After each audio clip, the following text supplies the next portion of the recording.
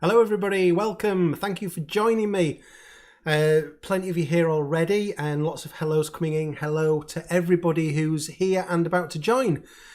It's been when did I last do my last live stream? It was only about 10 days ago when I did the Let It Be listening party, which I thoroughly enjoyed. And I decided that I was going to do my Let It Be review rather than a sort of a normal pre-recorded video. I decided I was going to do it as a live stream, which is what this is. So I thought I could make it a bit more interactive. You can give your thoughts as well at the same time. And so I'm going to do that shortly. I'm going to kick that off very shortly. Also, I decided Let It Be review wasn't enough just for one live stream. So I decided to build in a World Cup as well, another of my World Cups. Now, some of you might have seen that over on Twitter, a couple of days ago, or was it just yesterday? I can't quite remember. I set off a poll. What did you want the World Cup to be about that's going to follow after the Let It Be review? And I gave two choices. It was either going to be my one that I've done myself, an early Beatles solo albums, so the first 4 solo albums by each Beatle, pit them against each other and see which one comes out as the winner. But this time you deciding, or it was going to be Best Beatles Year. So from 1962 through to 69, we're going to draw the years against each other and decide which we like out of that. So that's going to come after I have done this Let It Be review, which is going to kick off very shortly. There's still plenty of people joining, so hello from...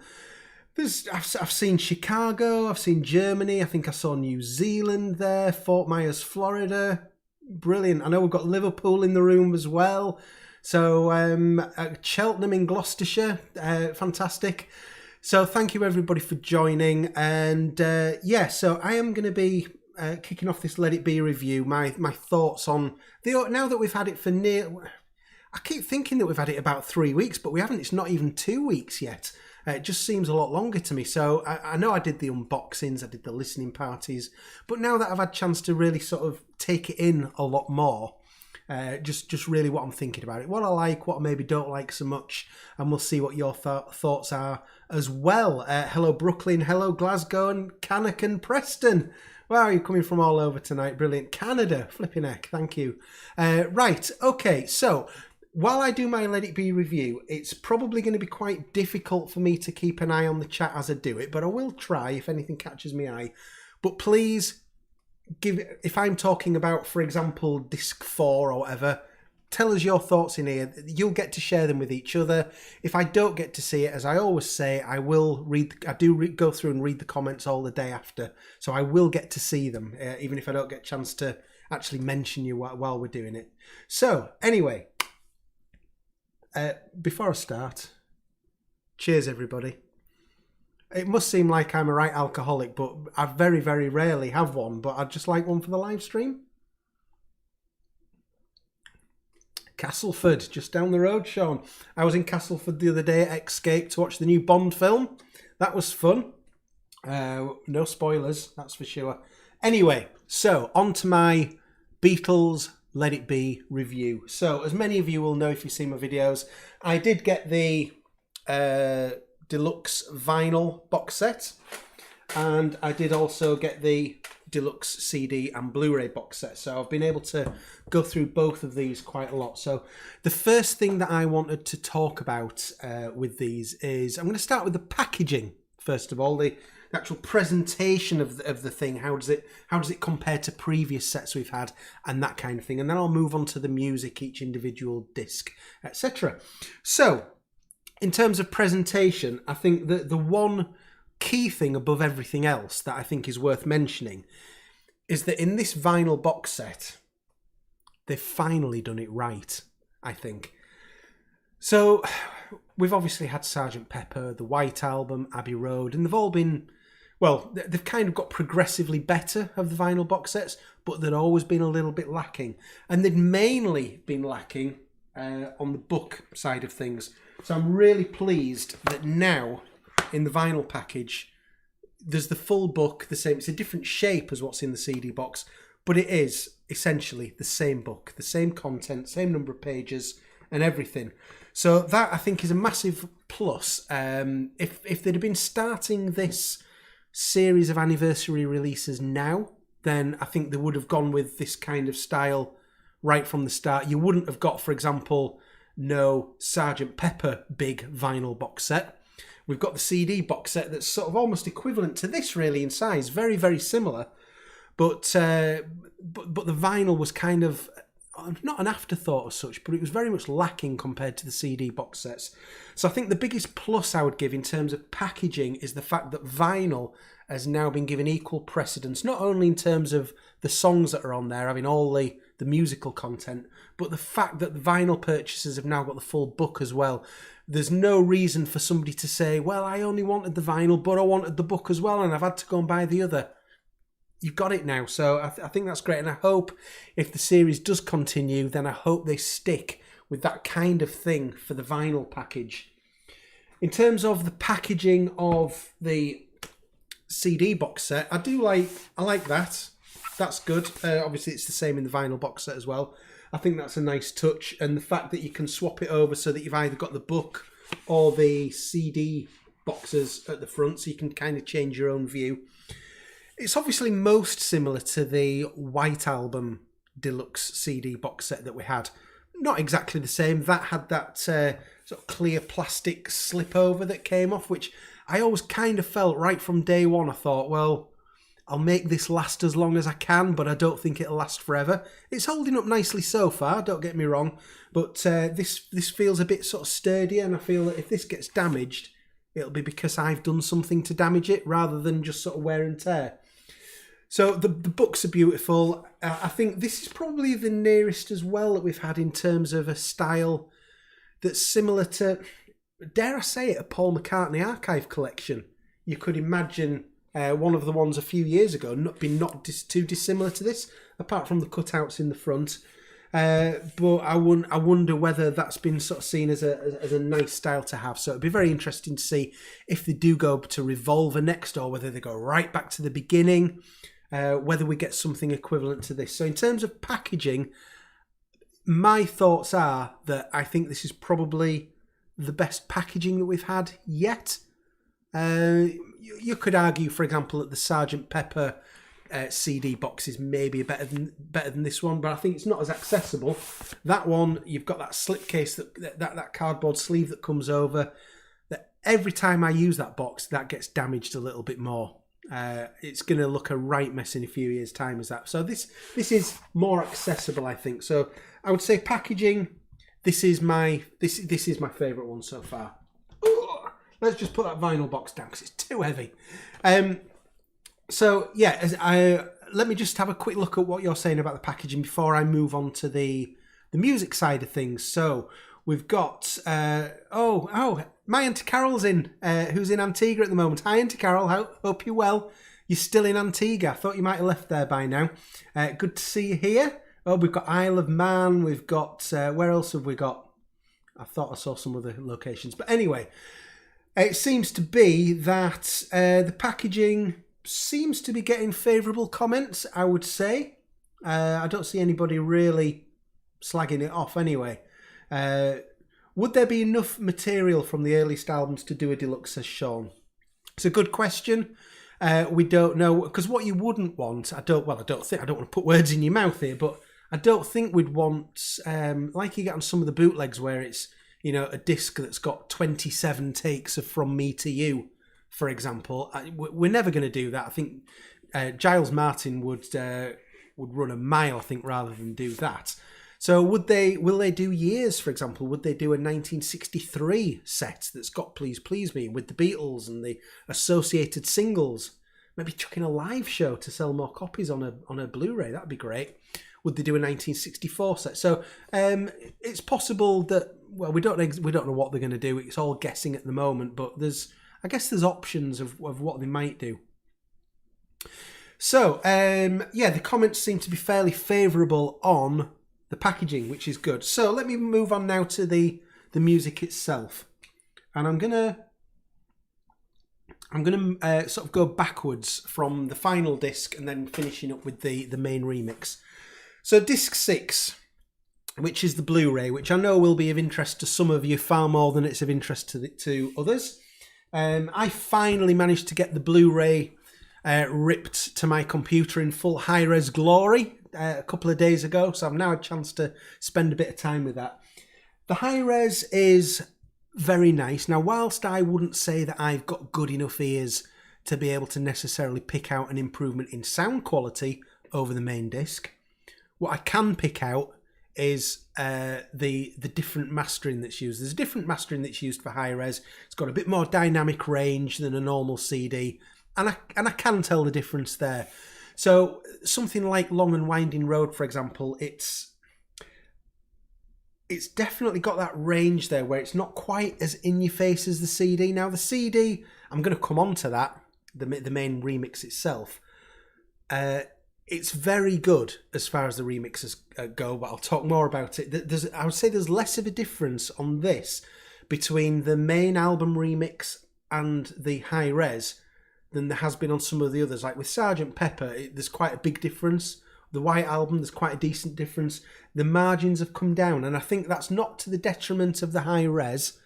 I think it's because they've got the main album mix maybe a bit better. But that's a spoiler alert for later. But anyway, the Blu-ray high-res mix, I can definitely say that sounds really nice. You have got that range, and I think that is the thing there with these high-res mixes. I always find that there's quite a smooth bass there, and I noticed it a bit more on this. That's really nice. Moving back, disc 5. Well, this has been the controversial one. Well, not the only controversial one of the controversial ones. Disc 5, the Let It Be EP. 4 songs on 1 disc of vinyl or 1 compact disc. What do we think about that? Let us know in the comments. Let's see what everybody else thinks about the fact that we've got this 4-track disc, the Let It Be EP, which I'm sure people would have liked to have been maybe something else, like the Rooftop concert. I've kind of said before that I'd like to judge that in a year's time. Once we've had chance for the Peter Jackson film to get a release that you can buy, because it's going to happen. I'm sure about that. Will they use as a selling point, because a lot of people will have already seen it on Disney, will they have a selling point where they include something like the Rooftop concert as a standalone disc? Maybe, maybe not. We don't know, but I'm not going to criticise this for the lack of that until we know whether it's actually coming in a separate guise or not. So, disc 5 anyway. Disc 5, let's not talk about what it isn't. Let's talk about what it is. Side 1 has got, if you're on vinyl, that is, Across the Universe and I'm in Mine, which are 1970 unreleased Glyn Johns mixes. Now, personally, I could have done without the I'm in Mine 1970 Glyn Johns mix, because I think that other versions that are available are just better. So that doesn't really do a great deal for me, to be honest, doesn't that? I think that Across the Universe is one of the really big winners of this whole set for me, with various versions. I'm loving what they've done with it, and what the song has been in its various sort of guises, whether they've sped it up, slowed it down, added orchestra, not added orchestra, that kind of thing. So I like the Across the Universe unreleased Glyn Johns mix. The second 2 songs, Flipping Your Vinyl if you're on vinyl, Don't Let Me Down and Let It Be, new mix of the original single versions. So what I would say about this is with Let It Be, the clarity is amazing. It sounds so fresh and new. If Paul McCartney still had that singing voice, you could imagine it was just recorded yesterday. It sounds absolutely superb. And Don't Let Me Down, again, we've got a new mix of that. So I think it's of the various versions that have been released, I think it is the best version, the best take that they've released. So it's nice to have a new mix of that. And I did see somebody mention about the wish that they'd had the Get Back single mix on there. It's obviously not on here, so that's one thing that isn't here. Again, is there a reason for that? Is it being held back for something else? You know, I did a video a few weeks ago that some of you might have seen about the Past Masters albums, and one of the things I talked about was whether or not we might get a new version of that eventually with remixes. And so maybe, you know, they need some selling points. Not that there's a lack of selling points on Past Masters, blimey, with the songs that are on there, but is it maybe that, you know, are they holding Get Back for that? I don't know. So, yeah, the Let It Be EP, you know, it kind of is... it's not the highlight of the set. I couldn't find any way to claim that it is. Do I wish that it had been used to give us more sessions and jams? Yeah, probably. I do wish they'd done that, to be honest.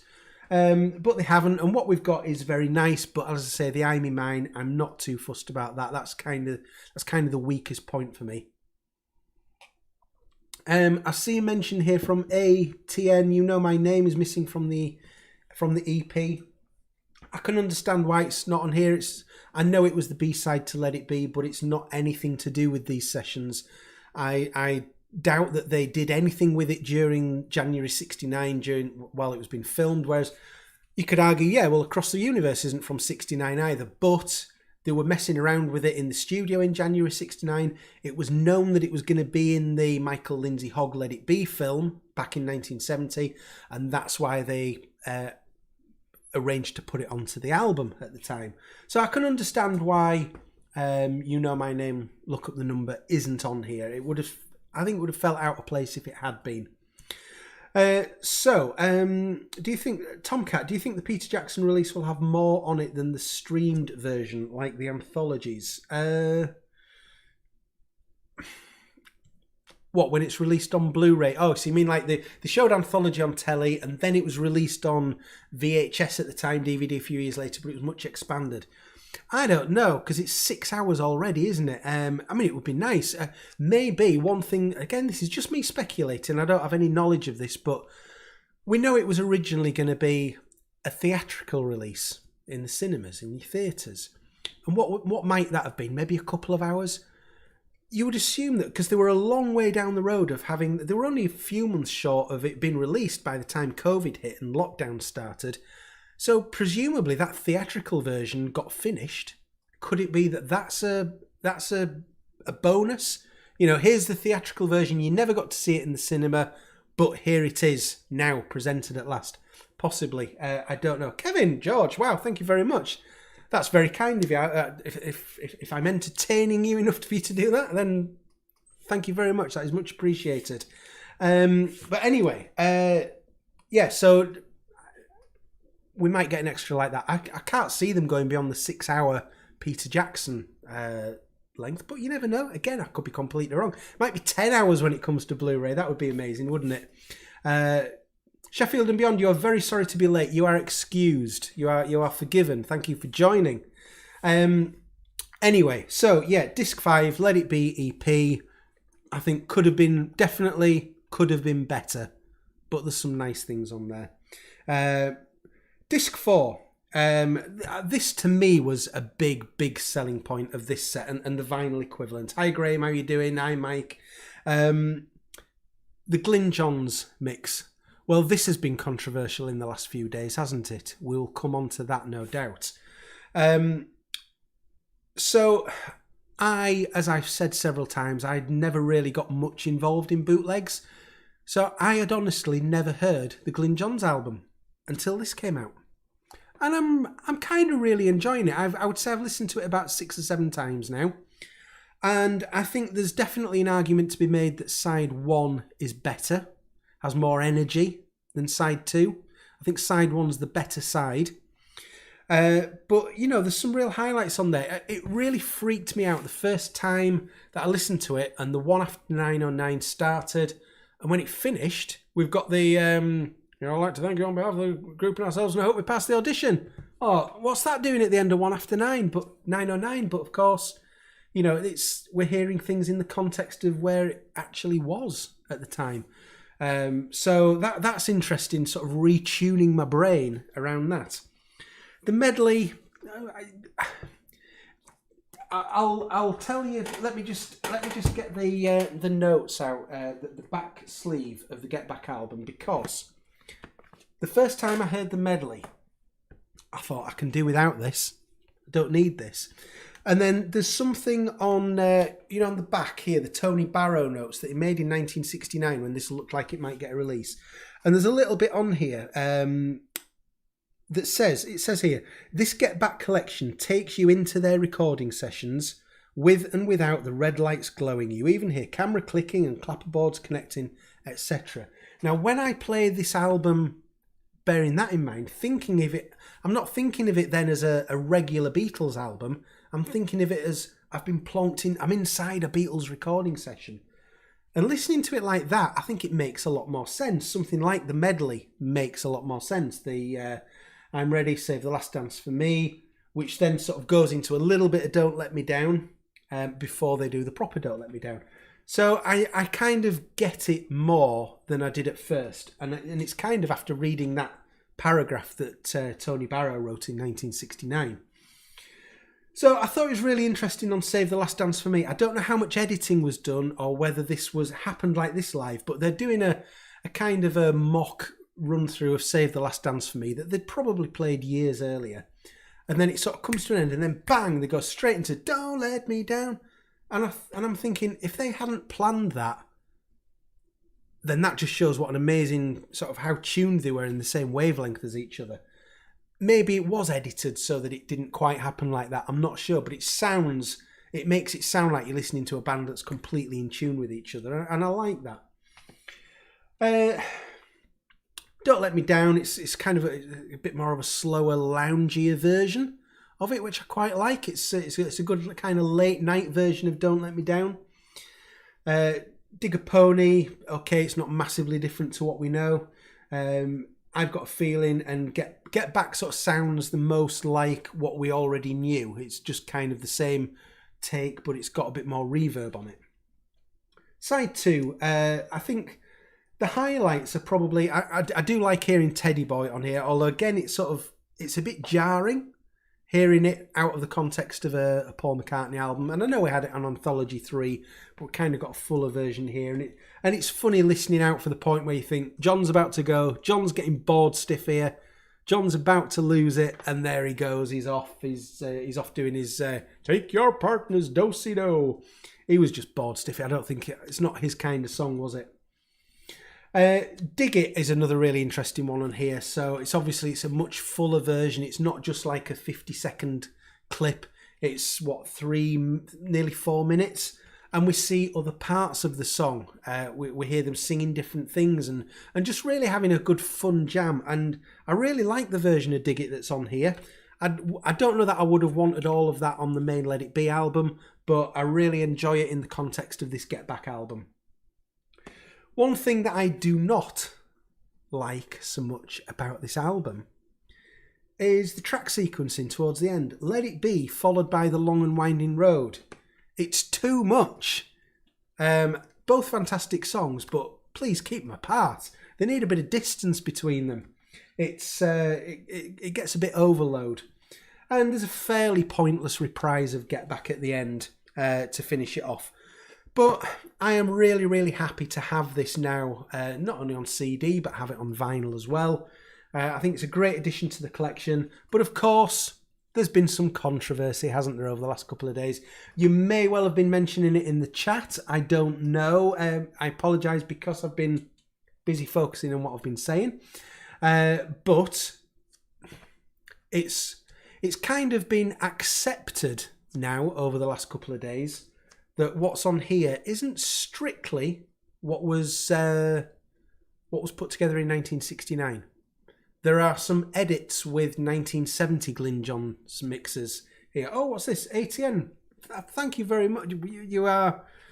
That is very kind of you. Thank you very much. I'm going red. I'm embarrassed. But where was I?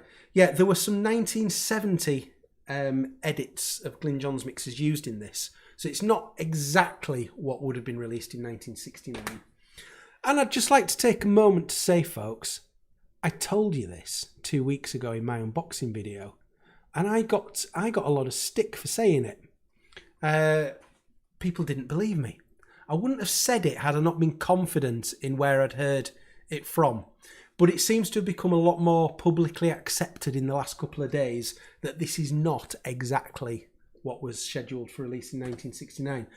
But you can get the actual... Nothing's ever easy, is it? So they've made the actual 1969 mix available on the Japanese version.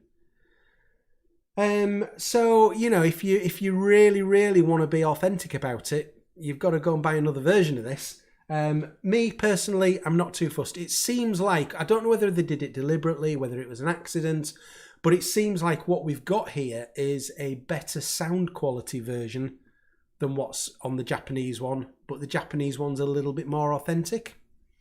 So it's a bit of swings and roundabouts, but I'm more than happy with that.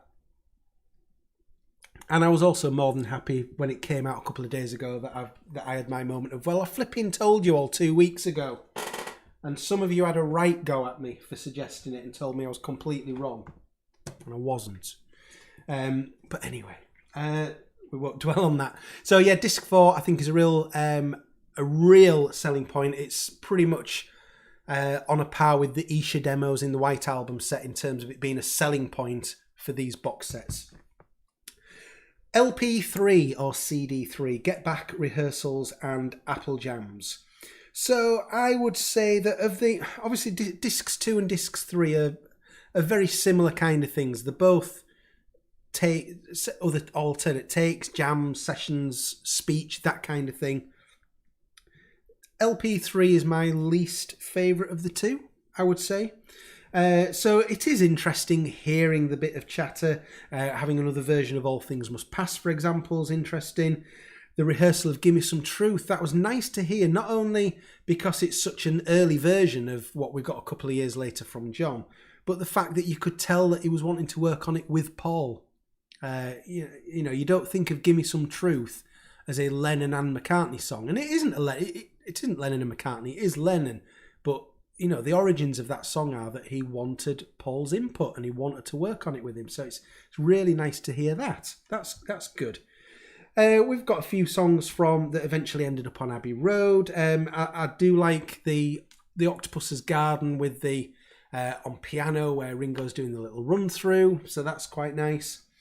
We've got a song with Billy Preston as well, singing called Without a Song. So that's nice to have another voice. Obviously, Billy's such a massive part of these sessions and of some of the recordings.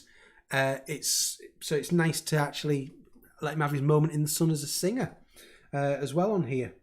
Because, of course, he was a great singer. And so it's nice to have a bit of that on here. So, yeah, LP3 is probably my least. I think I may have just disappeared for a second. If I did, then I'm back. Okay. Apologies if that happened. So anyway, where was I? Yeah. Fancy My Chances with You from the late 50s. It's interesting to hear that when they were doing things like that, the old stuff, and for example, a little bit later on, Paul goes into Please Please Me.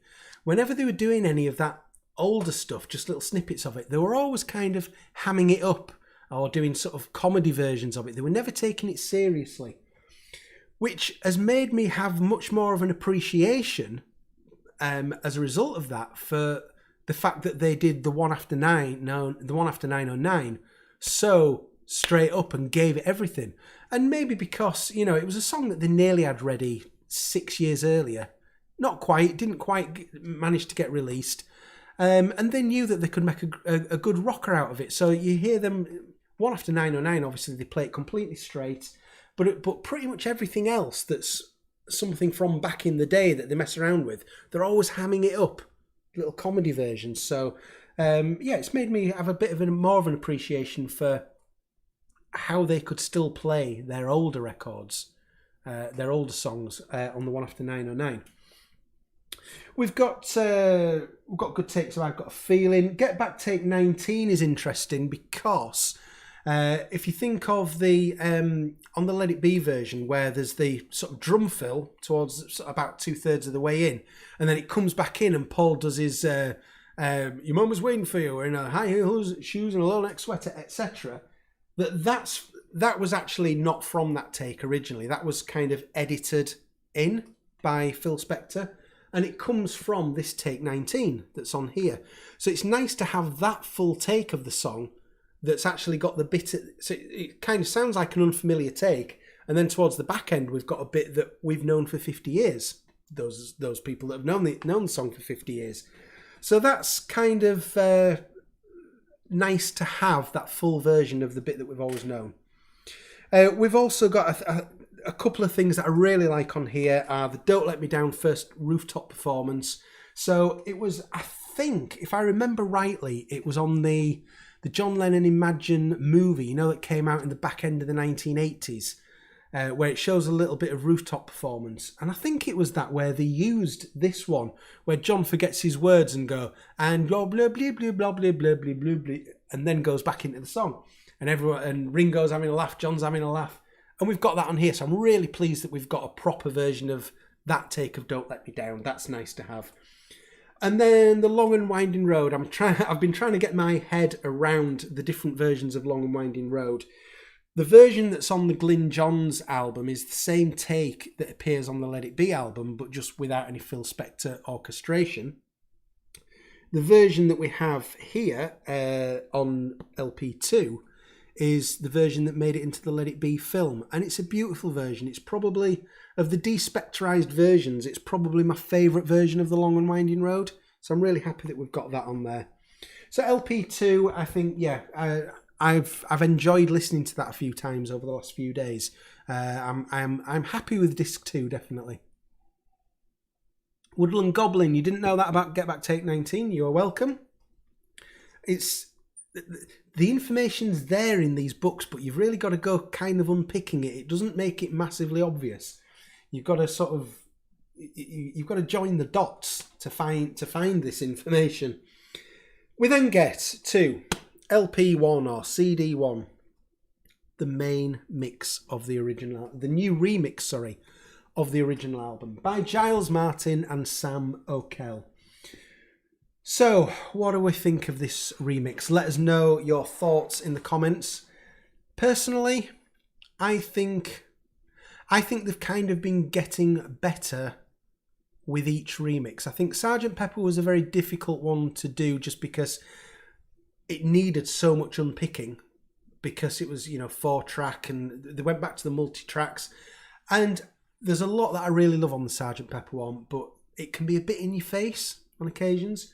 The White Album also can be a bit in your face. I think there's a case for arguing that each individual track on the White Album remix is about the best you've ever heard it, but as a whole album, it doesn't, for me, hang together as well as the original. I think they made big improvements on Abbey Road, and it sounded like a really faithful remix that kind of enhanced. And I would say very similar for this. I think it's a it's a very faithful remix, mainly. Obviously, there's some things a little bit more obvious, like Paul told Giles to tone down the harps at the end of Long and Winding Road. But generally speaking, it doesn't feel like you're listening to, well, I don't think, a completely different version of the album. It just sounds like you're listening to the same album, but it sounds great, and it sounds like it's got a lot more life to it. So I've listened to the main remix, I think probably maybe about 10 times so far since this came out.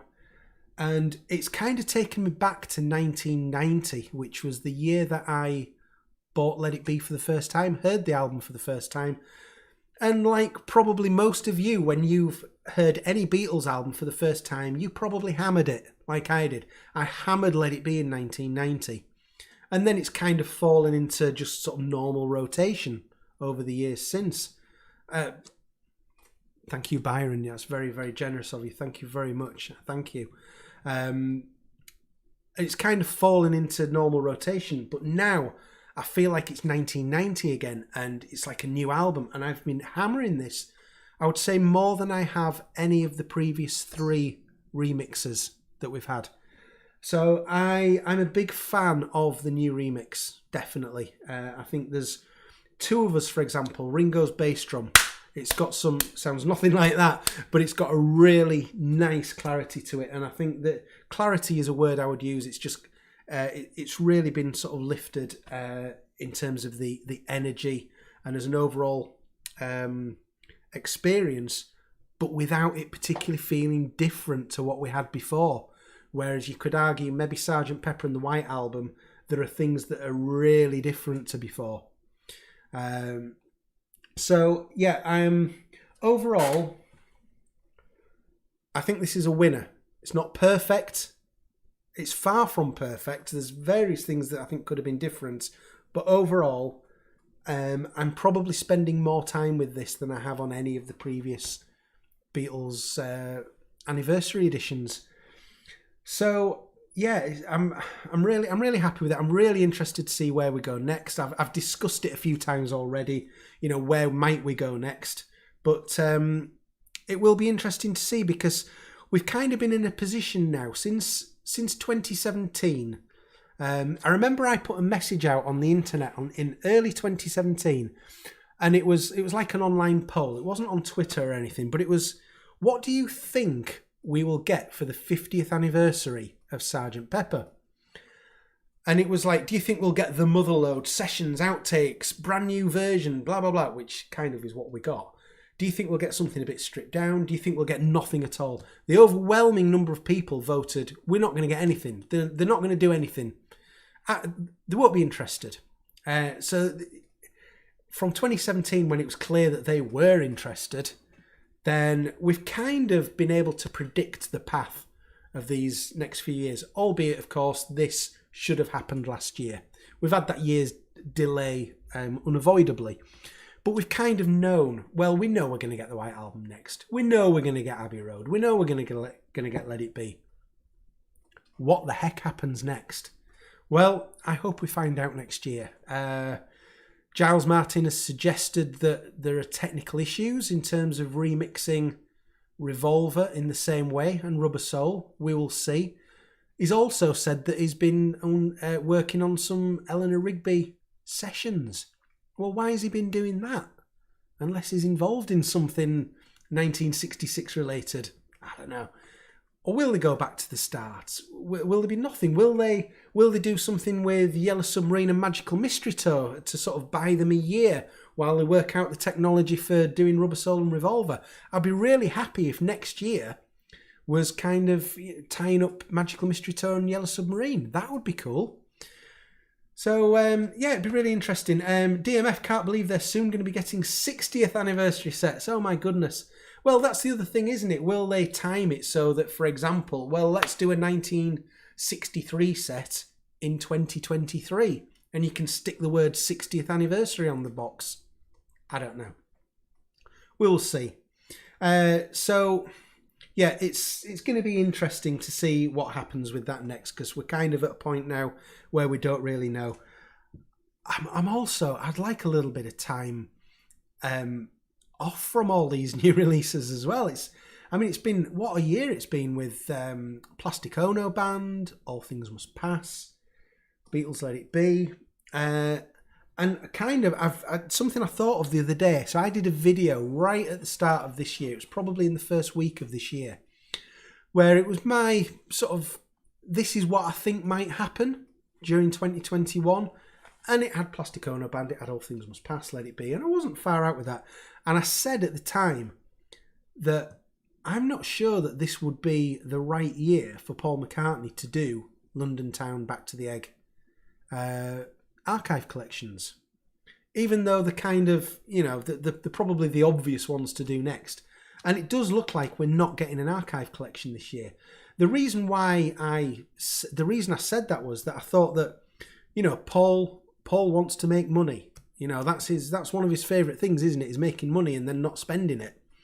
And I just thought he might think that because this was already going to be such an expensive year for Beatles fans, he needs to sell a lot of copies of his archive collections to keep it viable. And he might have thought, well, I'm competing with a lot of other products. It might be better to wait a year when it's all, you know, when there's not as much going out. So maybe next year we might be hopefully on for some big archive collections, which would be great.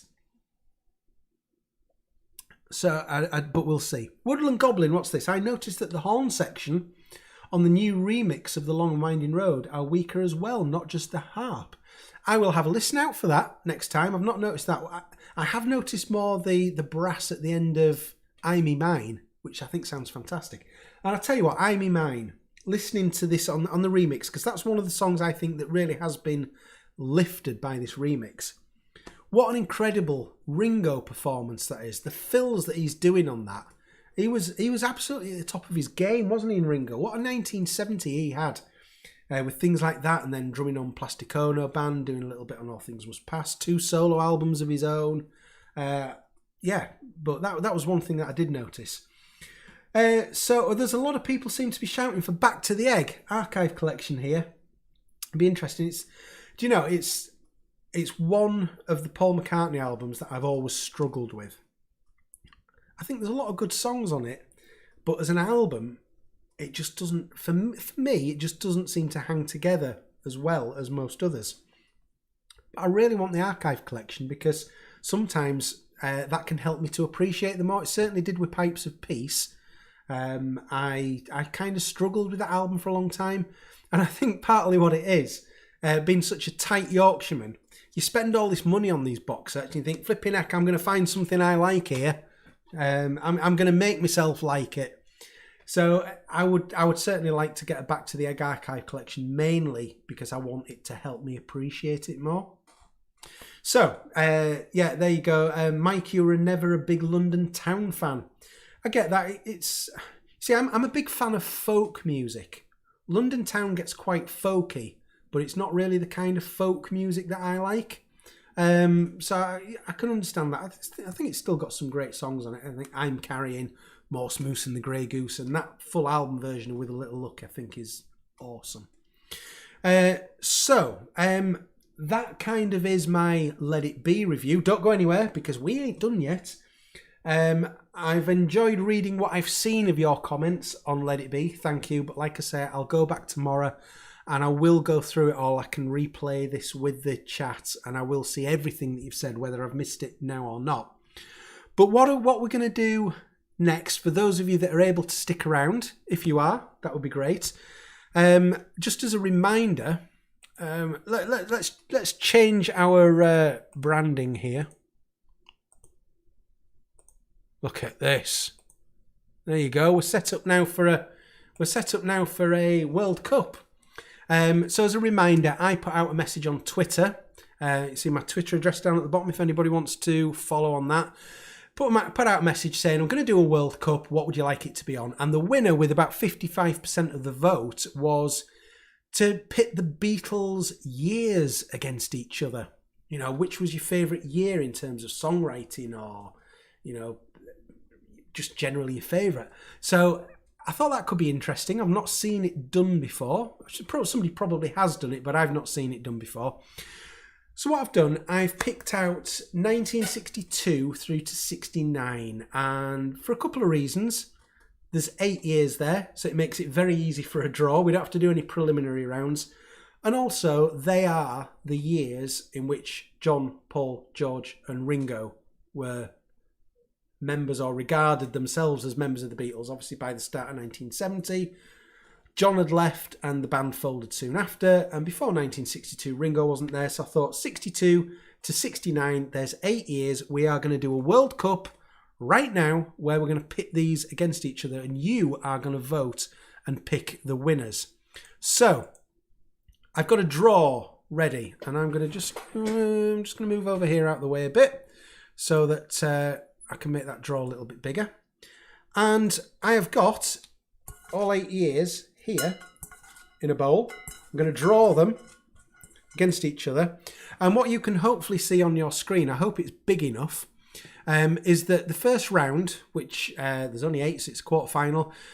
First round, we're going to be voting on the story. So, you know, we love to read Beatles books. We love to read about what they were doing, what was happening. Which of the years made the best story? Okay, if you were going to read a book, would you rather read a 1969 book or would it be a 64 book? Whatever, that kind of thing. So it's the story. So I'm going to do the draw now, live, and then we'll get into round 1, which is the story. So, are we ready? Okay, the first one is... I bet that was loud, wasn't it? I apologise if I've just taken anybody's ears off. The first year is, hopefully you can see that because there will be some glare, 1964. Okay, and who's that going to play in the first round? It is going to play against, I'll try not to clatter against my microphone, 1969. Okay, we'll do the full draw first of all, and then we'll do the matchups. So our next match is going to be 1965, which will play against 1967.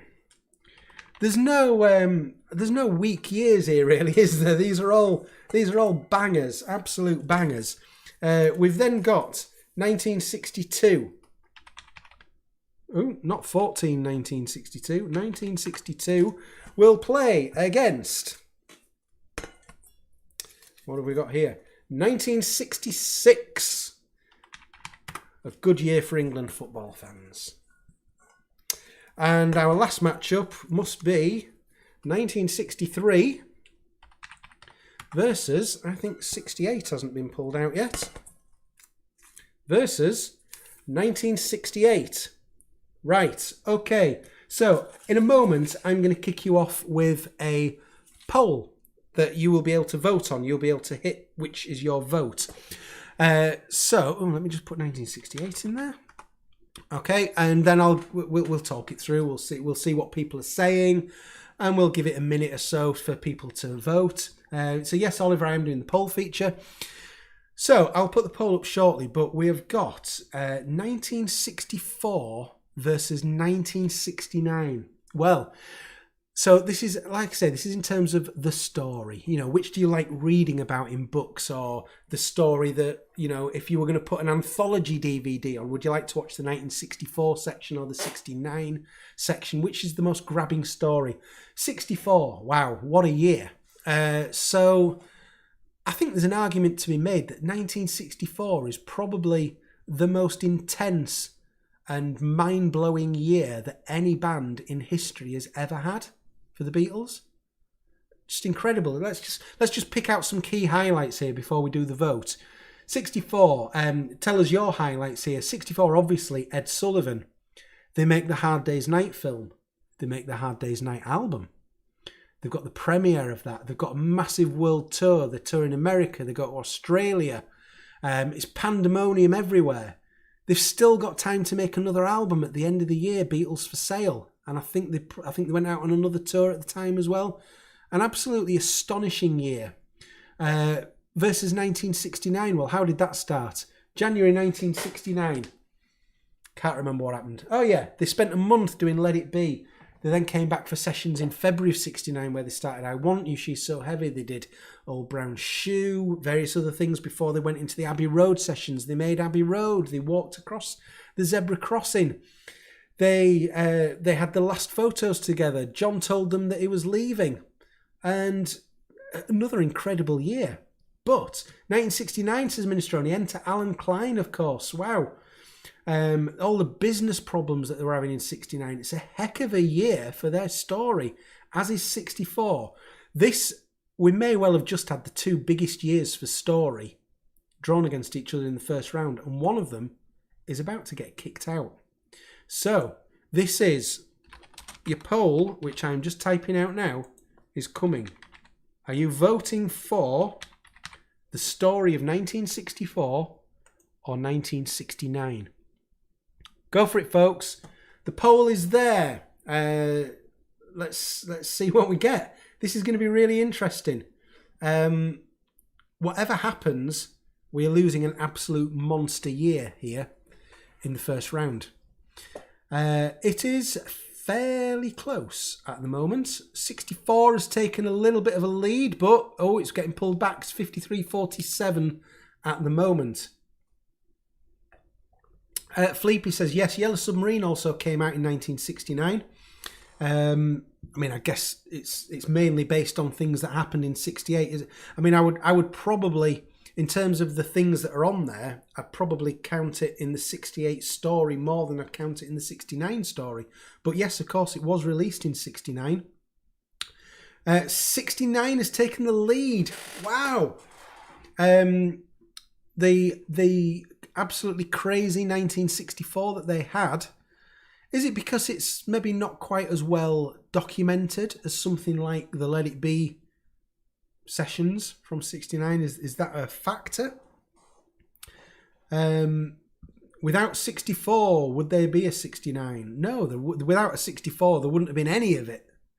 I mean, well, there would have been, but it would have been a lot more. Wouldn't have been worldwide, would it? It would have been a bit more localized. Graham, you saw them live in '64. Brilliant. Where was that? It was possibly. Let us know where it was. I'm not sure whether it was '64 or '63 when my dad saw them live in Scarborough. Michael Kosak, behave yourself, please. This is a family forum. Outrageous. So I'm going to give this another 30 odd seconds, but it's interesting to see whether 1964 can pull this back.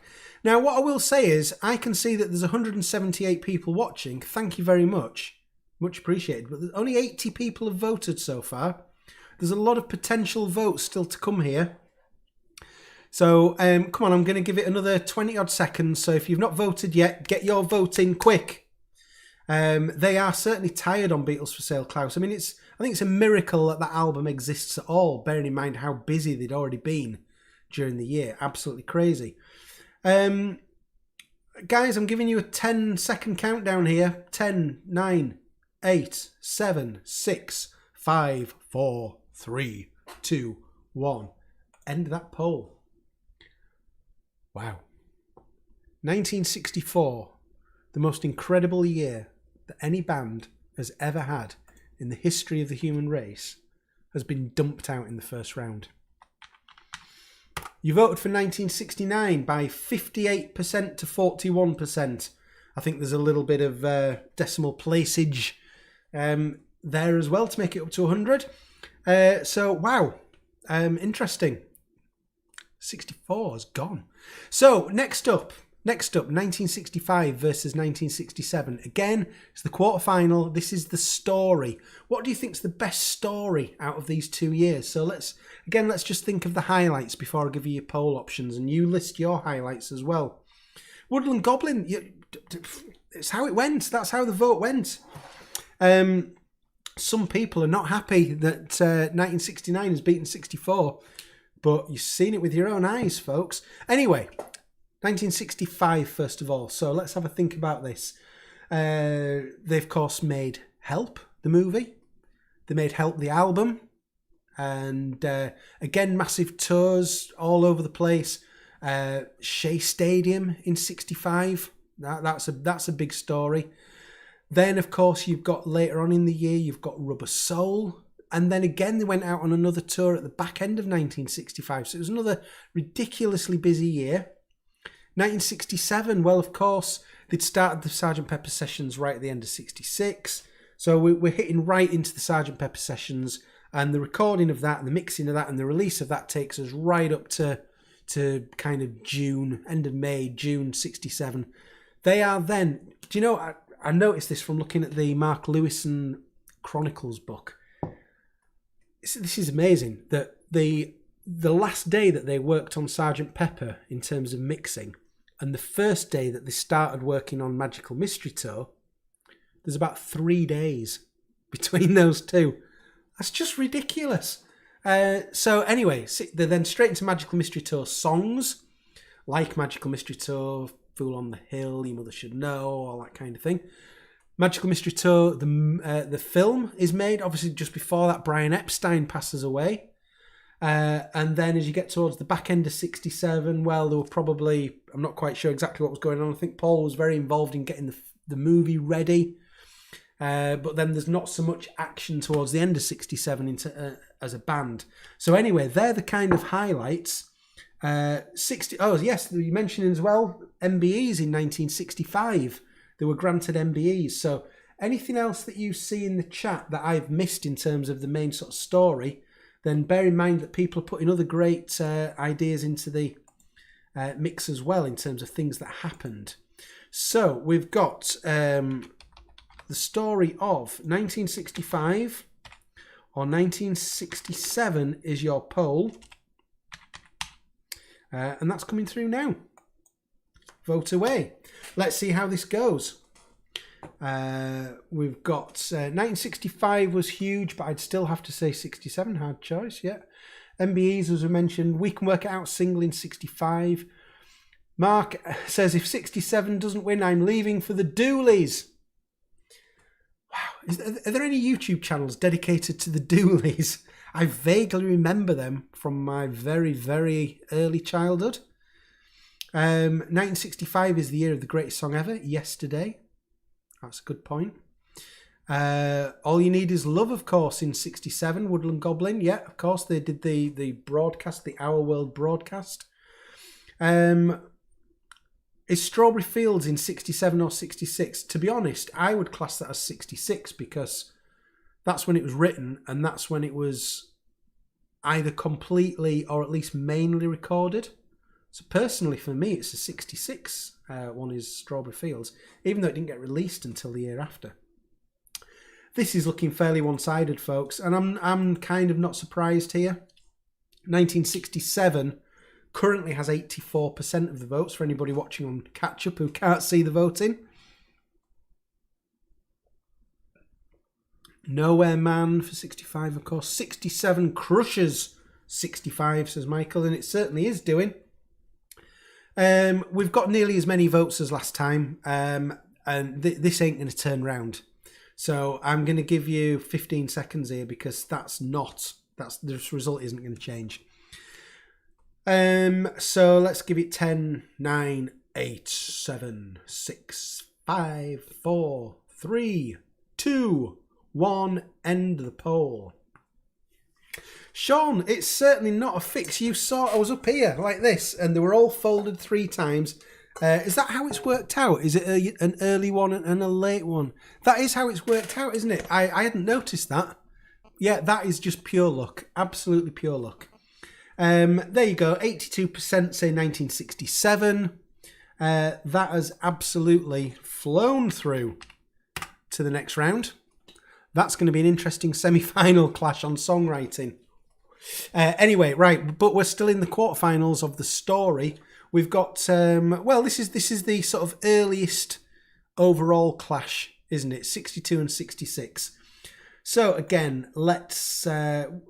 what year is the Submarine movie release, says Paula? Probably 69. So whether you class that as 69, for me, Yellow Submarine is all about, it all happened in 68. It was made, it's part of that story for me. But, you know, you might think differently.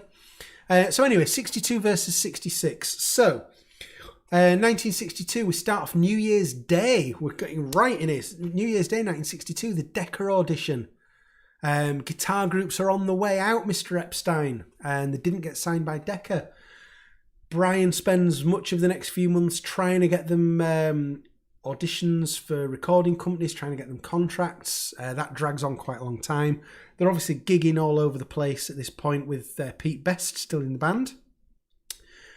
We've got then Brian Epstein eventually manages to get them in at EMI. Now, the story of how they got signed by George Martin at EMI, for those of you that have read Tune In, the Mark Lewison book, it's incredible.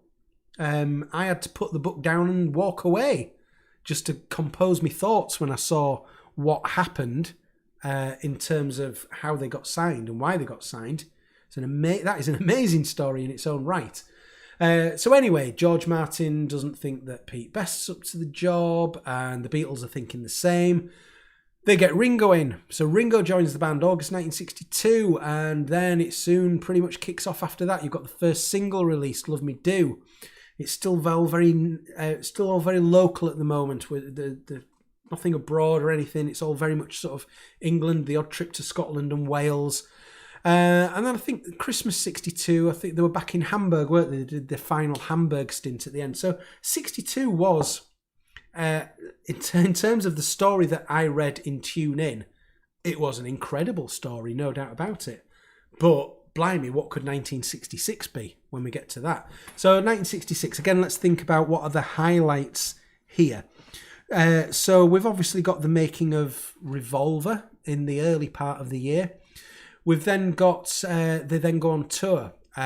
John's comments about the Beatles being bigger than Jesus, taken completely out of context. What a massive story that made for when they got to America and all the trouble that they had as a result of that. You've got what happened in the Philippines and sort of almost getting ambushed, trying to leave the Philippines. You've got them deciding to finish touring, which was obviously momentous. John then goes off and makes How I Won the War. Paul does Family Way. George goes to India. Ringo stays at home and eats baked beans. And then towards the back end of the year, they come and start their recording sessions that would lead to Sgt. Pepper. And I think at the back end of the year, they did. I think there was 3 songs they did at the back end of 66. Correct me if I'm wrong. There was, yes, Paperback Writer and Rain, of course, as well. But there was Strawberry Fields, Penny Lane, and I think When I'm 64 were done at the back end of 1966. Although probably more added later on. So, 2 absolutely massive, massive years here. And now you're going to get to vote on them. I think I know which way this is going to go, and it might not necessarily be the same way that I would vote here. But we'll see. We'll see. It's your choice. Your poll is going live. Yellow Submarine single, of course, as well in 66. Let's not forget that. Paul's Big Bag of Tape Loops. Yeah, because of course it was Paul first who was into all that sort of stuff, wasn't it? And it's interesting how Paul was the one who got into all that first and the avant-garde side of stuff. But then what we have on record is more related to John with Revolution 9 and Tomorrow Never Knows, that kind of thing. So, yeah, okay. How's this poll going? Let's have a look. 1966 has got 68% of the vote at the moment. It's doing very well. And I must admit, I'll be a little bit sad to see 1962 go here, just because it is the only year of these that's so far been covered in the depth it's been covered in Mark Lewison's tuning. And like I said, it's just an incredible read. Sean, what's my personal favourite Beatles year? And sorry, you did ask me that earlier, and I was kind of busy at the time. What's my favourite? Oh, it's a tough one. It's like it's like asking somebody what the favourite Beatles song is. It's, you know, at the moment I'm really enjoying 1969 because I'm really on a trip with this. But I don't know. I think it would be maybe 68 or 69. It's one of them. It's a tough one to say. Yeah, Graham, that's fair. Without 62, we wouldn't have got anything. Not just the Beatles, but music altogether. Yeah. I mean, well, obviously there would still be music, but the amount that they changed the path of music is incalculable. We will never know what it would look like, but it would just surely look very, very different. Everything would. So anyway, folks, this we've had 85 votes already. There's only one way this is going, so I'm going to give you a 10 count. 10, 9, 8, 7, 6, 5, 4, 3, 2, 1. End the poll. 66 has battered 1962. I'm sad to see 62 go there because it was, well, it could have flown the flag for early Beatles, but maybe it'll get a chance in the next matchup. We will see. Our last first round match is 1963 versus 1968. Just for the benefit of anybody watching on catch up, 70% say 1966, 29% 1962, and some decimal places at the end there. Okay, so Paula, you're still upset that 64 lost. I think you maybe need to go and have a stiff drink and accept the result of a democratic poll. So our last one is 1963 versus 1968. 63, let's have a think about this. So again, in terms of touring, you look at some of the early 1963 months and it's just ridiculous, the schedule that they had. It's like gigging on 28 days of the month and hundreds of miles between gigs in a rickety old van. It's astonishing. But of course, early 63, you've got Please Please Me that they recorded the bulk of. Whatever hadn't already been recorded was recorded in a day, famously. They've then got more touring. They've then got, the back end of the year, they make With the Beatles. They also record She Loves You and I Want to Hold Your Hand, which of course is going to explode in America a few months later. And there's the birth of Beatlemania, of course. That's where they did the Royal Variety performance, and they're getting, their fame is spreading through parts of Europe at this point as well. So it was a massive, massive year for them, was 63. Graham, it was Kilburn where you saw them. Excellent, very good, in 64. So 63, and then 1968. So of course another massive year. Where do we start with 68? Well, you get to, it kind of gets interesting round about February, doesn't it? Where you've got Lady Madonna. They record Is Hey Bulldog done round about then? Across the Universe. They then go to India, of course, Rishikesh. Spend several weeks there, and then, so I mean, that's a great story in its own right. Then they come back and they'd make the Isha demos round at George's house, and then they're into the recording the White Album. Ringo quits during the White Album and then comes back. You know, he was feeling very unloved. You've got the launch of the sort of big launch of Apple as well, and of course that would bring the business difficulties that would come in the next year that would lead to the breakup. So we've got that with the White Album, and then kind of towards the back end of 68, we don't hear as much, but we know that they're starting to plan potentially doing some live concerts at the Roundhouse, which eventually would be shelved and would become what became the Let It Be sessions. So another massive, massive year. You've got Lady Madonna, Hey Jude, of course, Revolution. Some massive songs as well. So it's time to give you the poll. It's a good point here that Caitlin's making. If one early year doesn't make it, she's going to throw a fit in a seat. So think of Caitlin here when you're voting, folks.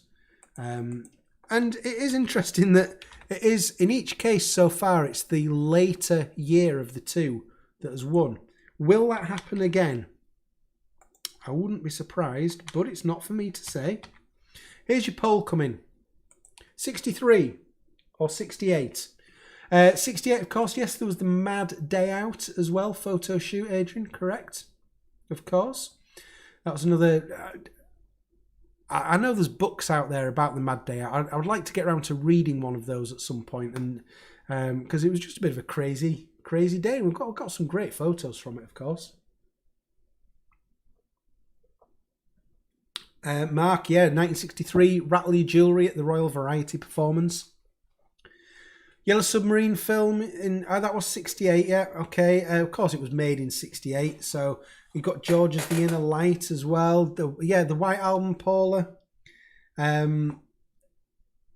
So it's a little bit closer as this one, but it still looks like the later year of the two is doing well, and it looks like it's going to win. I'm going to let a few more votes come through just in case there's people who haven't voted who take pity on 1963 who want to give it a nudge. It'll be a heck of a nudge. It'll be more like getting it by a 10-ton lorry, to be honest. So I don't see it catching up, but let's give it another few seconds and we will see. No, it's not catching up, is it? No, I'm going to give you a 10 count on this one, folks. 10, 9, 8, 7, 6, 5, 4, 3, 2, 1. End the poll. End the poll. 1968 is going through there. So, interesting. What can we see after that first round? In terms of the story, you certainly prefer the later story to the early story. I think that's clear. We have got 66, 67, 68 and 69 have made it through into the next round. And it was pure chance that, as it was mentioned earlier about the fact that it was, in each case, it was kind of an earlier year and a later year, sort of. That was pure chance. It would have been interesting to see, if 69 and 68 had been drawn against each other and 62 and 63 had been drawn against each other. We'd have a very different poll going on here. But we haven't, and that's the nature of these World Cups. That I like doing this because, you know, you could do it again tomorrow, different draw, you'd get a completely different result, potentially. So anyway, just a quick question I'm going to answer here from Seal Decker. Evening, Andrew.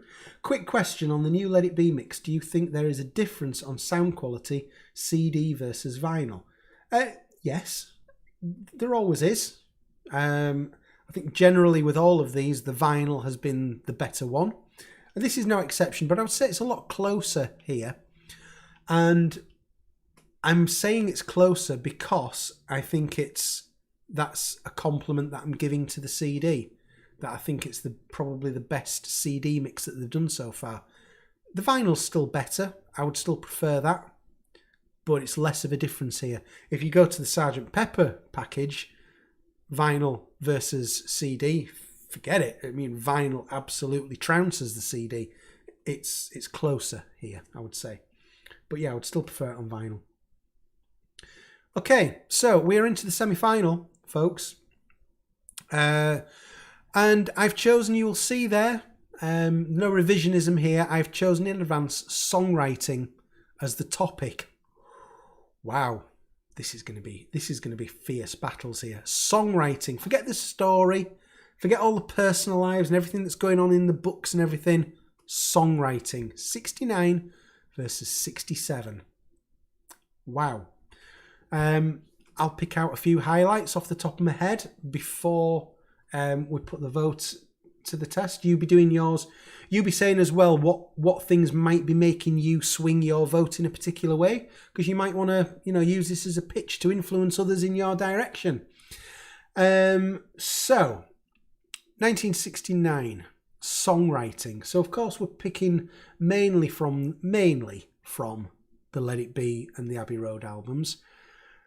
Now, the difficult thing here is that a lot of these songs would have been written, or at least partly written, in 1968. So it's a little bit, the waters are muddied a little bit. But essentially, let's say 1969, you've got Let It Be, Get Back, Don't Let Me Down, Long and Winding Road. I've Got a Feeling is one of my personal favourites. You might be a fan of Old Brown Shoe, for example, that came out sort of in between the two albums. Then what we've got on Abbey Road, let's pick out some songwriting highlights there. There is Come Together, Oh Darling, Something and Here Comes the Sun from George, for goodness sake. Golden Slumbers, The End, Carry That Weight. I'll have missed some out, definitely, because but wow, that's a heck of a list of songs written in 1969. 1967. So we are predominantly, of course, talking about Sgt. Pepper and Magical Mystery Tour. So let's think Sgt. Pepper with a Little Help from My Friends, Lucy in the Sky with Diamonds. I personally wouldn't include Strawberry Fields and Penny Lane here in songwriting for 67, because we know full well that they were recorded in 66. So that's where I would put them. But 67 as well, we've got A Day in the Life, of course. We've got Within You, Without You. Then moving on to Magical Mystery Tour, we've got I Am the Walrus, The Fool on the Hill, Hello Goodbye. I'm probably missing all sorts of classics here off the top of my head, but they are two amazing years. So let's give you your poll. I think I've sort of rattled off where my thoughts are here. So songwriting for your semi-final, we've got 1969 versus 1967. Get voting, folks. The blooming of Harrison's songwriting is a strong case for 1969, says Klaus. Yep, that's a good point. Mark says, if we don't include Strawberry Fields and Penny Lane, then it's 1969 for him. Like I say, personally, I don't see how I wouldn't include them, because they weren't songs written in 1967. That's my thinking, but yeah. Rainblaze is going obtuse, or yeah. Can you take me back where I came from? I will try it eventually, Graham. 5.1. I'm not ready for a hi-fi upgrade yet, but when I am, that's where I will go. And I'll still have all this. I'll have all the discs.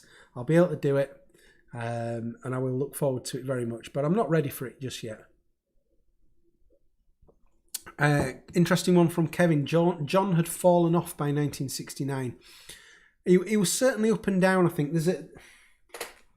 think on the Let It Be album, I've mentioned this before. The fact that the omission of "Don't Let Me Down" really, really hammers John's input to this album, because it would have been far better than anything of his that's on there.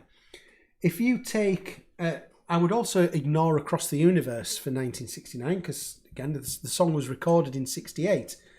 John's January 1969 contributions to this album are the middle bit of Two of Us, which is good, Dig a Pony, which, it's all right, but it's not a classic John Lennon song, I would contend, Dig It, Maggie May, and a 6-year-old song, One After 909. That is not John Lennon standard for a Beatles album. That is a poor contribution by John Lennon standards, I would suggest. But then, of course, he also had Come Together, which was brilliant, and Because. So, it was kind of up and down for him. Do we include Most of All Things Must Pass for 69? Well, I wouldn't, because I think we're talking about the Beatles here rather than solo. Wow, this is close. I've just seen how close this is.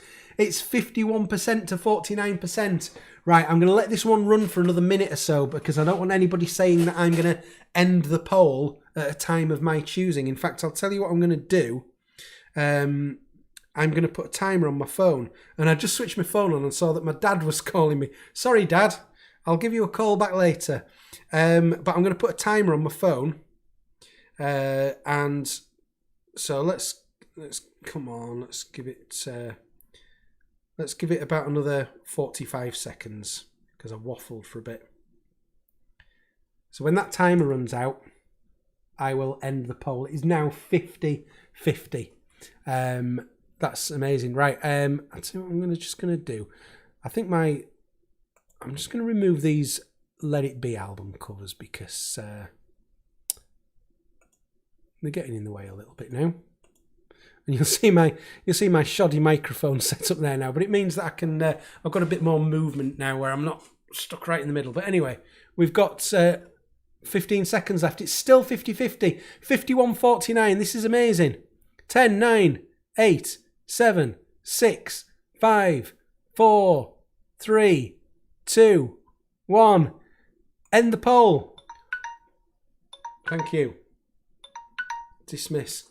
Wow. I don't even want to say what's won here until it comes through officially. Oh, look at this. 1967, 50%. 1969, 49%. There's obviously a little bit of decimal placeage at the end there.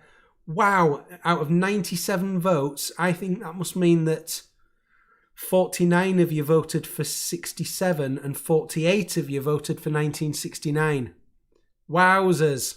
That's brilliant. But 1969 has gone. It's out. And 67 is through. Wow. That's what we want. That's like, what was the last one that we did where I can't remember what it was now. We did a World Cup of something, I can't remember now, and it was like that in the final. The final was 50-50 pretty much all the way. Wow. So brilliant. The second semi-final has got a lot to live up to here. I wonder who's most disgusted. What about the missing 1%? It's obviously 50 point. It might be something like 50.1 and 49.9 or something like that. But clearly, 1967 got an extra vote there. Right. Wow. Well, semi-final 2. If we can stand the tension again. Songwriting. Remember, that's the category. Songwriting. 1966 versus 1968. So, again, I'll do my little run through of what are the key highlights I can think of off the top of my head. You tell us in the chat why you think that the vote should go the way you want it to go. So I will say 1966 obviously is dominated by Revolver mainly, but of course there was also Paperback Writer and Rain. Certainly don't discount those in songwriting, they're great. Revolver, I mean, if you look at that, you've got, George is starting to become a really good songwriter here with Taxman, Love You Too, I Want to Tell You, that kind of thing. Paul is absolutely on fire on that album with Eleanor Rigby and For No One being sort of two key highlights there. Tomorrow Never Knows, amazing. Dr. Roberts, great. This is not an album to be sniffed at or a year to be sniffed at. And then, of course, as I've said, my own personal view is that 1966, you also include Strawberry Fields Forever and Penny Lane, because they were recorded in 1966 and written then. So my thought would say that they're included in that. Now, of course, they did just release one single album in 66, whereas most other years before they'd released two albums. 1968, we've got a double album, of course. So 68, songwriting. Well, Lady Madonna, The Inner Light, Hey Jude, Revolution, Hey Bulldog, and then George's It's All Too Much, I think, is a really great song. This is before we've even touched the White Album, folks.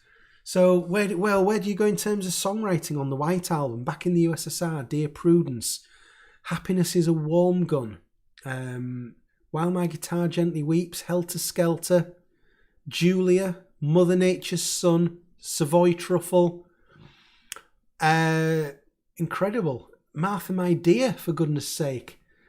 Wow, these are two really, really heavyweight years, and I'm going to let you decide because I don't want to.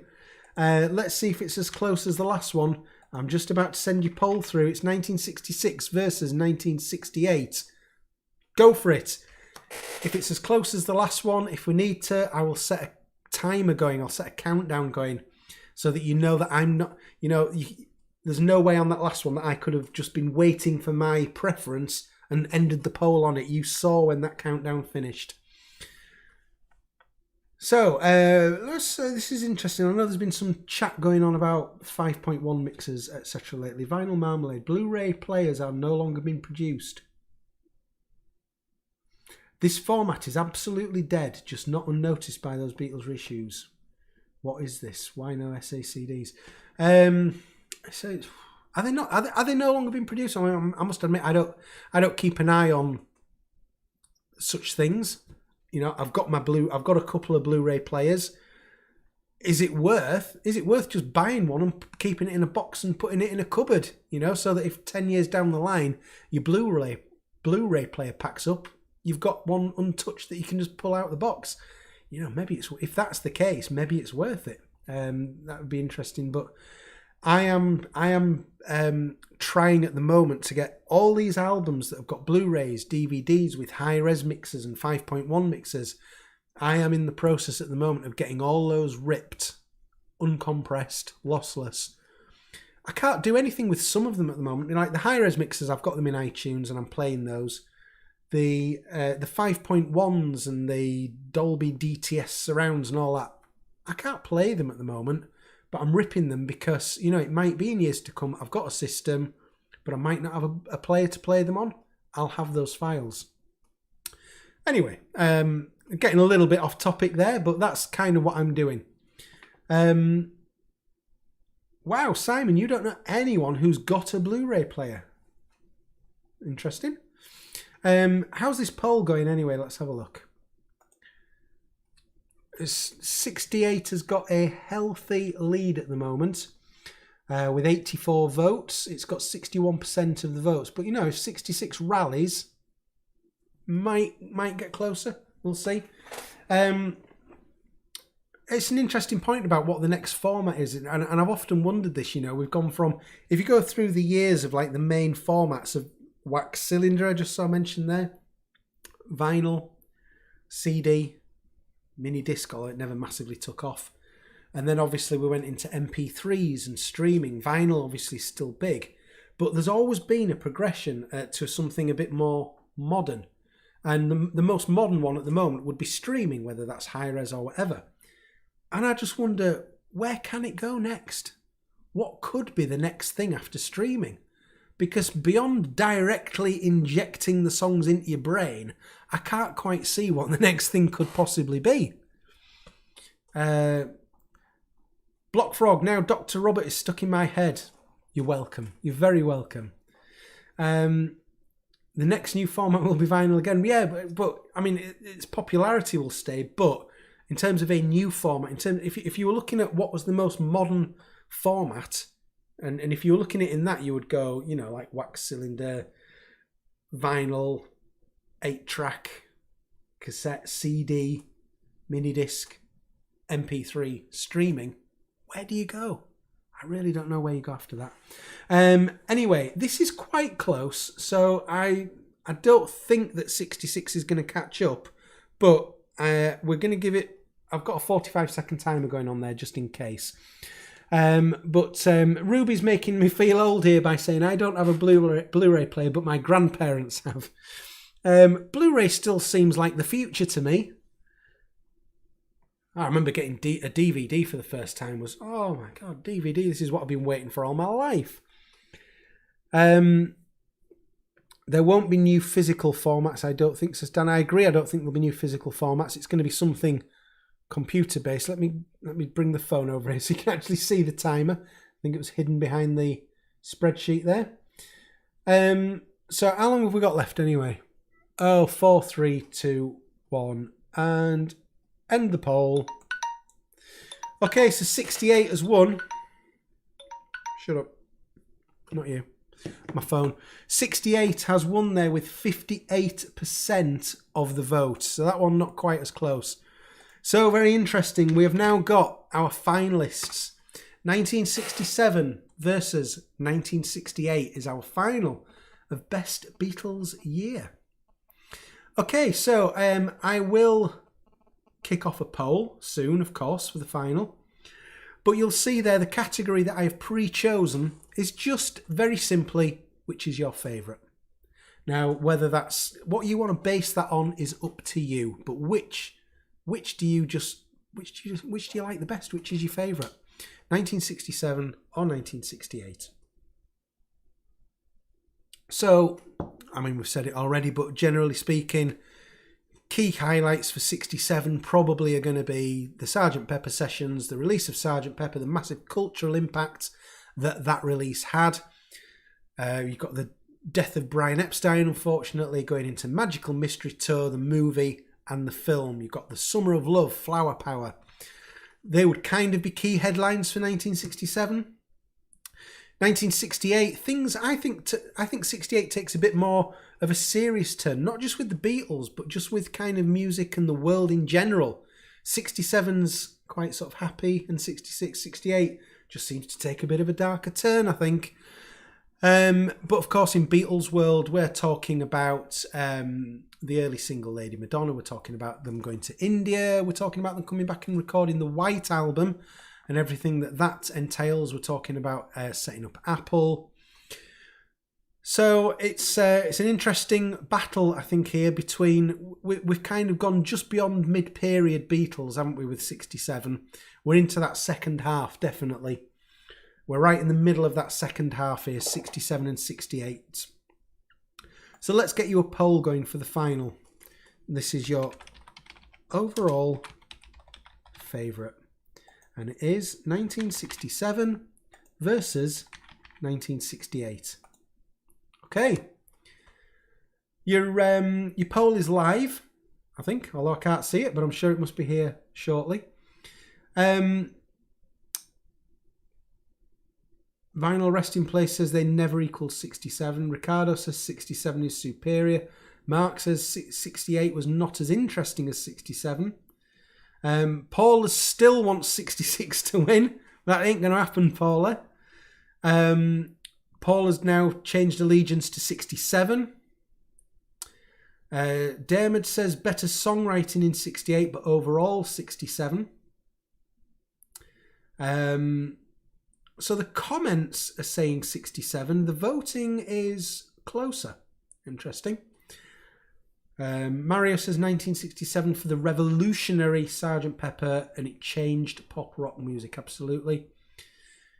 Yeah, Rainblaze 68, French student riots, National Guard shooting. The world of 1968 just feels... I wasn't around in 1968, so I can only go by what I've read in books and what I've seen in documentaries and that kind of thing.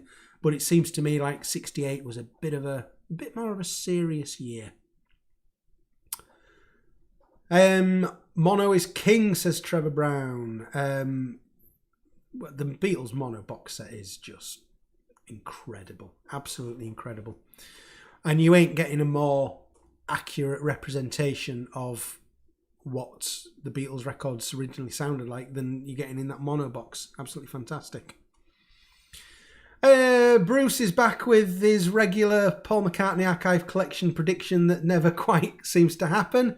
It's not coming in November, Bruce. It's absolutely not happening. I hope you're right eventually, but it ain't going to be November 2021. So how's this vote going? It's close. It's close enough for me to let this run and squeeze out as many votes as we can, because this could still change round. At the moment, 67 has got 53% of the vote. So it's very, very close.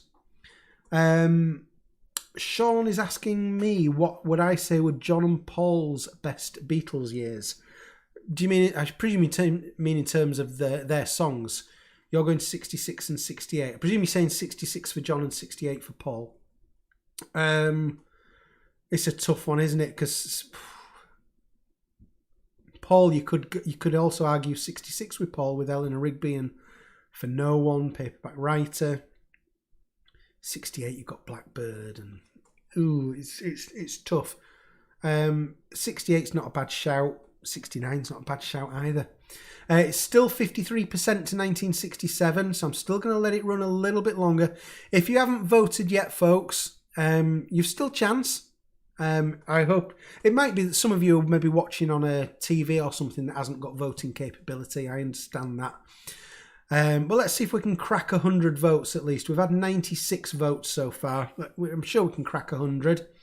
I'm going to leave it going for about another minute or so while we look at some of the comments that are coming through. Matt says that 1968 and the death of Brian, obviously in 67, was the catalyst for the end of the Beatles. Yeah, the death of Brian, I think they were never the same band after that, were they? It was all a bit more haphazard, for sure. Oh, my throat's getting sore now. Callum says, I just feel the production on Sgt. Pepper's keeps it so stuck in the time. You're listening to it today, and of course you love it, I assume you mean, but the White Album, those singles such as Lady Madonna are timeless. Okay, interesting. Steve says 66 was their best year. Yeah, unfortunately for you, Steve, it got knocked out in the semi-final by 1968 on Songwriting. I am going to give this another, let's have a look, 30 seconds. If I just get my timer. 30 seconds on the clock. It's currently 53% to 1967. If you want 1968 to win, and you haven't voted yet, you've not got much time left. So, what if Epstein had lived? That's a great what if question, Adrian. We will never, ever know. But I think it would have been different, for sure. It's down to 52-48. That's always a controversial vote result in this country. Is that going to change? That we've got... Time's up. Stop the vote. Dismiss. There you go. Right, okay. The voting has happened. I'm just waiting for the final result to come through. I think I know what has won. I think it was 1967. Look at this. Oh, again, decimal places must be coming into play here, because we've got 1967 on 51% of the vote. 1968 on 48%. So it must be 48 point something anyway.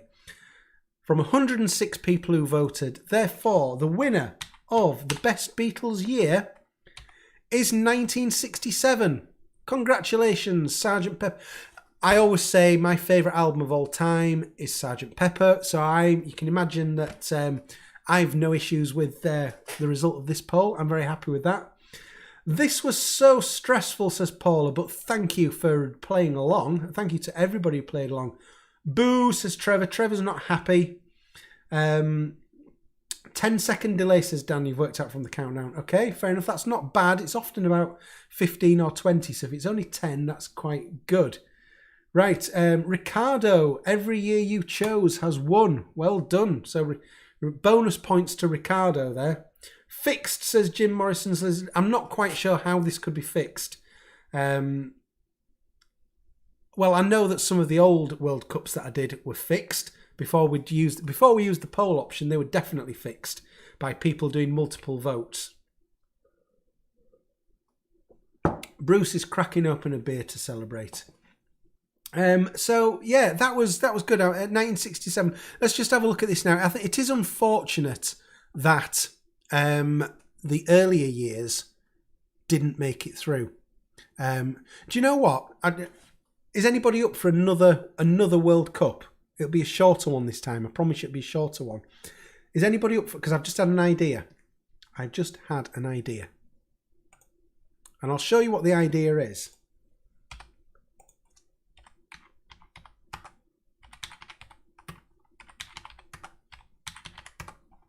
That's my idea. Is anybody up for that? If we do that? Yeah. In fact, I'll tell you what.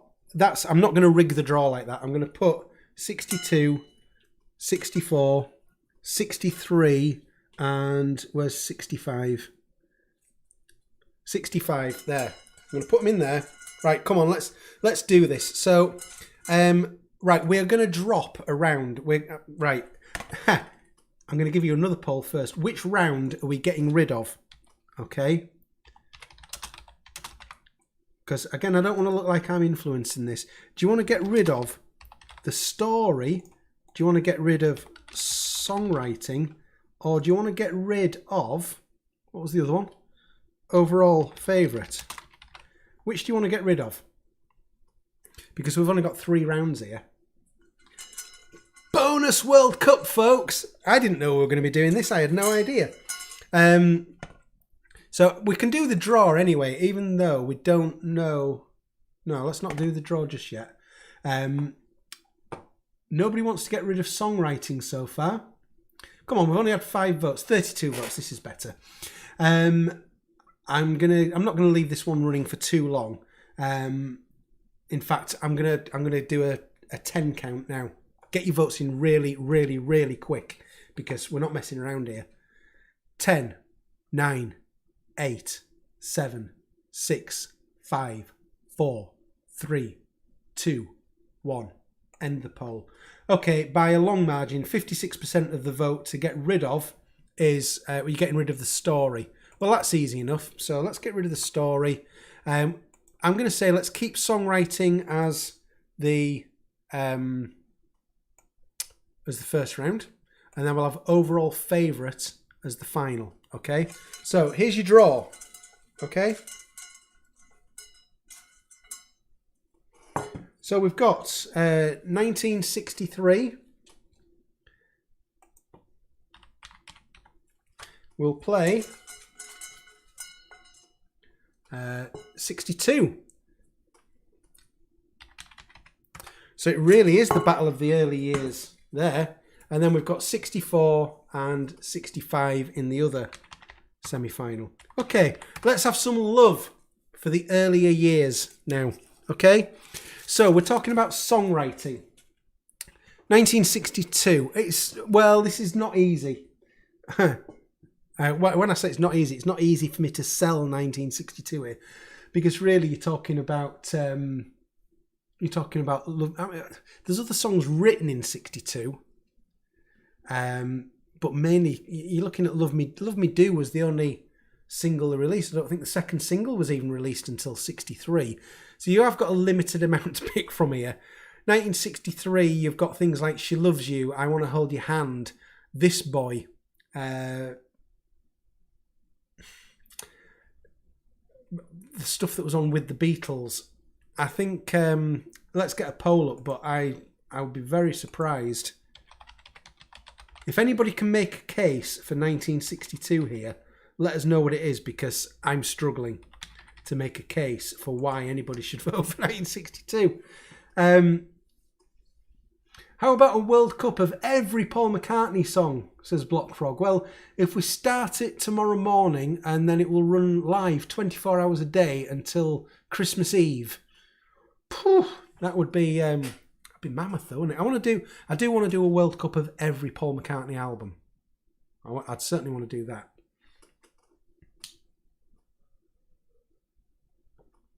Trevor makes a good point. Majority of Please Please Me was written in 62. Yeah. Nikolai, it is difficult in some cases to know exactly when some of these songs were written. But I think generally the poll has, I would say, got this absolutely bang on right. There's no doubt what's happening here. 1963 currently has 95% of the vote here. That is not going to change. I'm going to end the poll because that ain't getting turned round.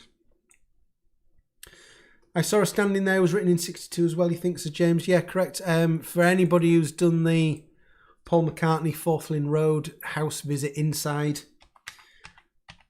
you'll have seen, if you'll have sat at Paul McCartney's fireside, if you were lucky enough to be one of the ones who sat in the chair, and seen the photograph there in the corner of the room taken by Mike McCartney of John and Paul writing "I Saw Her Standing There" in the corner of the room where the photograph is, and it's like you sat a yard from it, and it's quite mind-blowing. I've written 1962 there. It clearly wasn't. It was 1963. 94% of the vote there for 1963. That goes through. So, our second semi-final. Hang on, I've just lost... Are you still all there? I've just lost a load of stuff off my screen. I think you're all there. That was just my screen went a bit funny. So, every McCartney album would be fun. I certainly intend to do that one at some point. So, our second semi-final anyway, and again, it's songwriting. It's 1964 versus 1965. Anthony, hello, you're back. What was the final score? I don't know, because I've been kind of busy over the last hour and a bit. Hour and 42 minutes, is that how long I've been on? I don't know what the score was. 1964 versus 65 for songwriting. So, yeah, I mean, we talked about songwriting earlier. Well, we didn't talk about songwriting for any of these albums, did we? In the first World Cup, because they'd all been knocked out by the time of this round. So 64, what have we got here? We've obviously got everything that was on A Hard Day's Night, obviously the title song, I'll Be Back, If I Fell and I Love Her, beautiful songs. You've got the stuff from Beatles for Sale, No Reply, I'm a Loser, I Don't Want to Spoil the Party, which is a big favourite of mine at the moment. Oh, you won 2-0, Anthony. Well done. Excellent. Very good. 65 then. Again, you've got another two albums, Help and Rubber Soul. So obviously you've got songs like Help, Yesterday. I think The Night Before is a really good song. Then you've got Rubber Soul, of course, Norwegian Wood, Drive My Car, In My Life. Wow, fantastic. We Can Work It Out and Day Tripper. This one's going to be interesting, but I think, 64, I feel fine. Again, keep looking at the comments because people will be putting good reasons to vote for particular years here that I might not have mentioned. So keep coming with your reasons why people should vote the way that you would vote. So we've got 1964 versus 1965 for songwriting in our other semi-final. Your poll is live.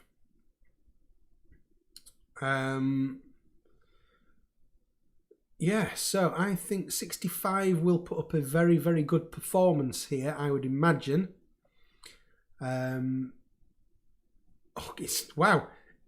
The first view that came up was 95% for 1965. Wow.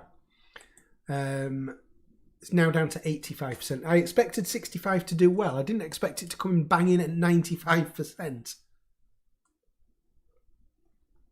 But I think for 65, if you're talking about songs like Help, Yesterday, In My Life, Norwegian Wood, I think there's very little of that songwriting quality in 64, I think. 65, Nowhere Man, Block Frog, yes, of course. I think we can see where this is going. I'll give it another few seconds, but this would be the biggest comeback since what's the analogy that you use for the biggest comeback since? Lazarus. If 1964 wins this, it's not going to, is it? So let's have a 10 count. 10, 9, 8, 7, 6, 5, 4, 3, 2, 1. End the poll.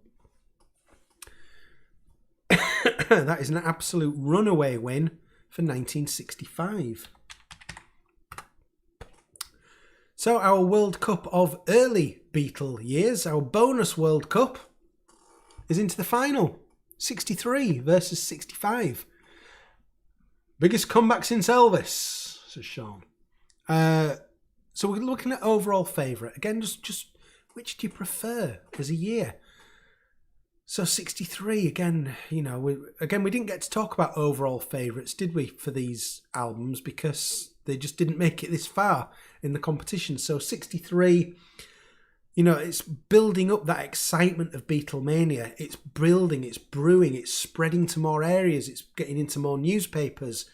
They make 2 albums. They've obviously got Please Please Me and With the Beatles albums. They're making singles that are going to change the world once they go global, with She Loves You and I Want to Hold Your Hand. They were made in 63 and released in 63, certainly over here. You've got the Royal Variety performance and John's Rattle Your Jewellery comment.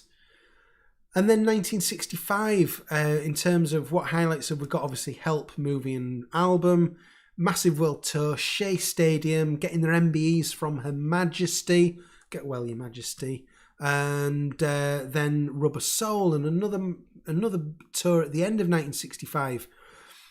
So very, very interesting. Which is your overall favourite out of these 2 years? So let's get your poll ready. 1960. What were our years again? 1963 and 1965. There you go. There's your poll live. So everybody in your chat, convince people what you want, why people should vote the way that you want. Our first initial view is 50-50. This is what we want. Not like the last one, 95. Oh, 65 suddenly taking a big lead. But that first view said 50% each. There was probably 2 votes in at that point, 1 each. Lee says the absolute peak was 65 for you. Sergeant Pepper says 63 has great songwriting, but come on, 65 has some of the best singles, great singles and seeds for the future in 66 and 67. For you personally, it has to win as much as you love 63. Okay, interesting. 1965 has now built up a very, very healthy lead. 81% to 19%. So if you want to vote for 1963 and you haven't done yet, get a move on, because if this is going to be carrying on to be so one-sided, I might just kill the poll early. But if you make it look like there's a comeback on the cards, I might just let it go a bit longer. At which point it drops from 19% of the vote to 18% of the vote.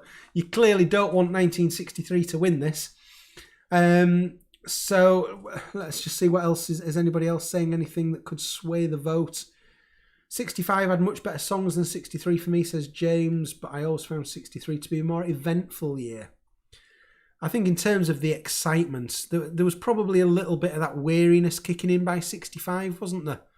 There was full tilt by 66, certainly for touring, but 63, it's exciting. It is one heck of an exciting Beatles year. I'm going to be doing a video soon, actually, folks, that I don't think I've mentioned yet, about something that happened in 1963 that has very, very rarely ever been mentioned in any books, on any websites, but something just near where I now live, because I moved house a few months ago, and just down the road from here, a 10-minute drive. Something happened that's just never been reported. And it's something that happened in 1963 with the Beatles. Something that very much a one-off incident. And I'm going to go there. I'm going to do another of my out and about films. I'm going to go there. I'm going to show you this place where something happened that could have been pretty bad. And I'll talk about this story. I'm hoping it's something that Mark Lewison's going to cover in his next book. But anyway, I wonder how Sir Paul would vote, says Paula. Interesting question. I think when it comes to these details of what happened and when, more to do with when things happened, I think the fans probably have a much better idea of dates than Paul does. There's a great one that Paul's mentioned a couple of times in interviews over the last few years, where he talks about one of his great memories being in a wooden chalet in Austria while they were filming Help, and being with John and them playing an acetate record of Here, There and Everywhere that they'd just recorded. And any Beatles fan who knows the dates knows that never happened, Paul. You know, you maybe did play an acetate of Here, There and Everywhere, but you weren't in Austria filming Help when it happened. So I think there's, in terms of dates, obviously Paul's got the memories that none of us can ever have, but the dates, I don't think the likes of Paul have got them like the fans have. We've had 74 votes. This is only going one way. 1965 is absolutely trouncing 1963. So I'm going to give it a 10 count. 10, 9, 8, 7, 6, 5, 4, 3, 2, 1. End the poll. There you go, our bonus World Cup of early Beatles years, because they'd been treated so cruelly by you in the first competition, has been won by 1965. The latest of the early years. You thought, no, we are not voting for one of the... We'll go as late as we possibly can here. I think it's definitely proving that, you know, the further on it goes, the more you seem to like it. Although, of course, 67 did beat 68 in the final, didn't it? So, yeah, wow, 65 has won that one. A little mini poll. I think next we should get rid of 65 and... No, I'm not doing another one tonight. I'm not doing another. What does Sean say there? Interesting that the oldest year of the 4 early years won out. The oldest year of the 4... Yeah. The oldest year, 62, got... I've not quite got my head around that one, Sean. You'll have to... Jim Morrison's Lizard, thank you very much. That is very, very kind of you. Much appreciated. Thank you. Bruce, this Christmas you want Let It Be Anniversary 2 CD set. Well, I hope you get that. I hope you get that for Christmas, Bruce.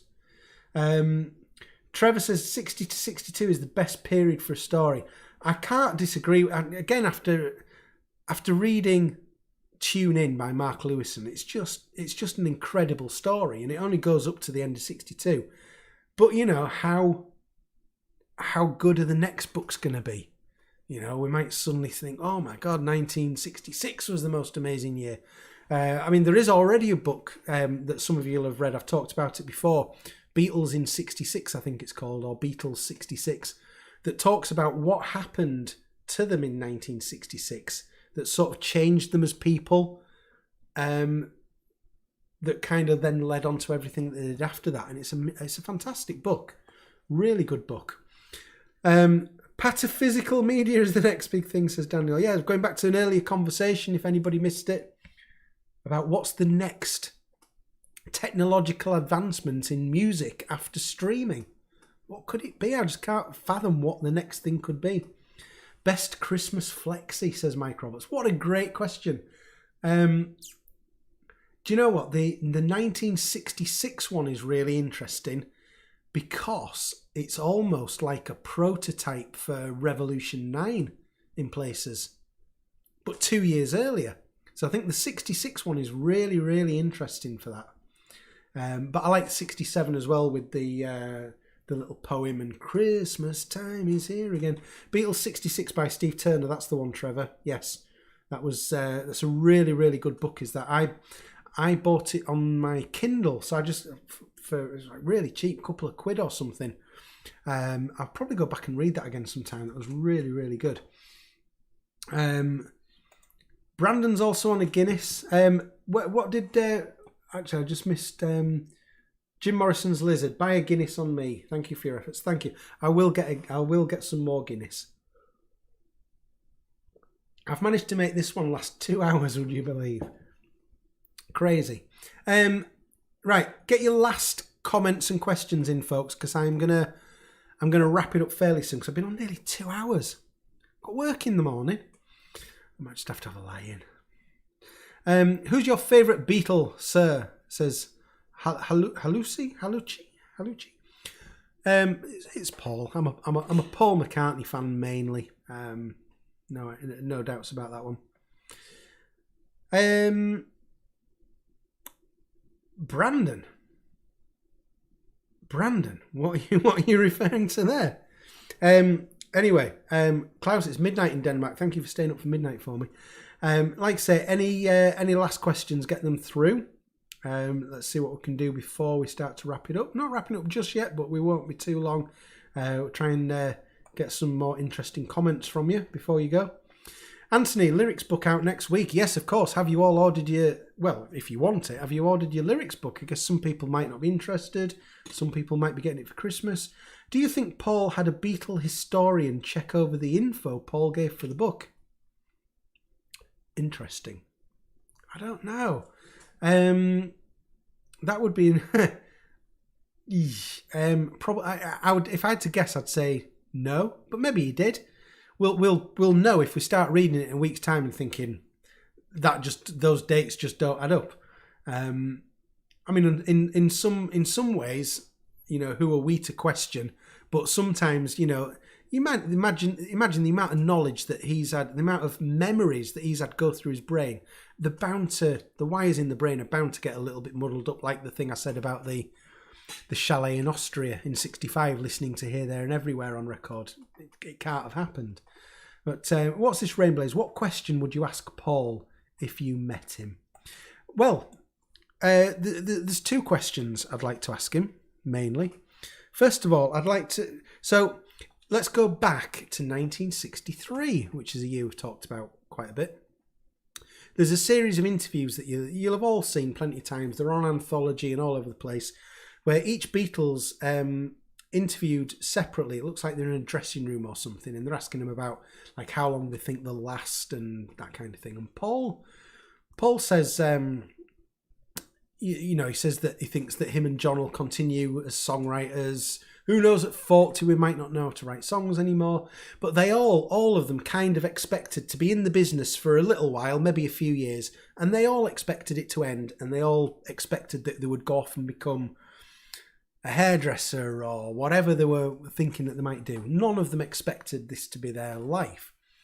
So I would like to ask Paul, getting back to the point of your flipping question, I'd like to ask Paul, at what point did you knew that you were actually going to be Paul McCartney rock star for the rest of your life? You know, it isn't ever going away. Because I would guess, again, this is just a bit of a guess, but maybe even at the end of the Beatles, you know, he's talked about his insecurity. He must have thought, well, this could be it. You know, maybe I've now got to go and get a job. You know, I mean, he probably would have stayed in the business somehow as a songwriter or something. But, so my main question would be, at what point did you know you're actually Paul McCartney rock star for life? Because he's talked as well about how he sort of sees there has been two Paul McCartneys. There's Paul McCartney, husband, father, grandfather, who's, you know, was the kid from Liverpool and just an ordinary bloke. And there's Paul McCartney, megastar, ex-Beatle. Yeah. You know, when did he realise that was going to be for life? I've dragged that out. The other question I'd like to ask him, and I would also like to ask the same question to Pete Best, is you're in a restaurant, you're at your table, Pete Best walks in, he's booked in at the next table. What happens? So I'd like to ask both Paul McCartney and Pete Best that question. What happens if you suddenly found yourselves at tables next to each other in a restaurant? So, yes, they would be my questions. Dermot, greetings from Ireland. Thanks, loving these World Cups. You're welcome, Dermot. And didn't expect to do 2 World Cups tonight. That was unplanned, definitely. Right, what else have we got? So which of the Beatles have you seen live, says DMF? I've only seen Paul. Obviously, the chance to see John live is something only afforded to people older than myself, unfortunately. Never saw George live again. I wouldn't have had really opportunity to do that, to be honest. I haven't seen Ringo live, but I have seen Paul live maybe 4 times, I think. I've seen him... I saw him in Birmingham in 1990 on the Flowers in the Dirt tour. I saw him in Liverpool King's Dock 1st of June 2003, the last concert of that world tour. I saw him in Sheffield about 3 years later, and I saw him at Anfield, Liverpool Stadium in June 2008 for the Liverpool City of Culture show, which was great. I've touched Paul's knee, says Mike Roberts. He was on stage at Twickenham filming Japan promo for My Brave Face, and you got his autograph. Wow. Oh, Mike, I think I've heard you say this before. I think I know who you are. Mike, were you at the Cavern concert 2 or 3 years ago? Have I got that wrong? Am I mixing you up with somebody else? Let me know. Because that sounds familiar to me, does that story? Would I then ask for an autograph? No, might have done a couple of days ago, but not now. I wouldn't ask for an autograph. Let's have a nice chat, Paul says. I would gladly have a nice chat with Paul McCartney. So what else have we got? I want to know from Mike if Mike was the same person who went to the Cavern. I might have seen you on another website talking about this, or I might have got that completely wrong. Anyway, Mark, you saw Wings November 75 in Melbourne. Brilliant. That would have been good. Sergeant Pepper says, could I do a video on your rarest Beatles albums? It would be cool to see. Thanks. I could. I fear it might be a bit disappointing because I don't really have much that's rare and unusual. So it would be, I don't, you see a lot of videos from people who've got all these really cool things that you think, oh, wow, I've never seen that before. I don't really have that kind of stuff. I've just got a lot of the official releases that most of other people have got. Right, okay, Mike, I've got you mixed up with somebody else. Okay, but that's still cool that you were there at the My Brave Face recording. Excellent. Well, for the video, yeah, brilliant. If he offered to sign something for you, would you still accept one from him? Of course, Melissa, absolutely. Wouldn't we all? Whoa, what's this? Mario, I touched John's arm as he was walking into Montreal Queen Elizabeth Hotel for the bedding. It's worth a little round of applause. Fantastic.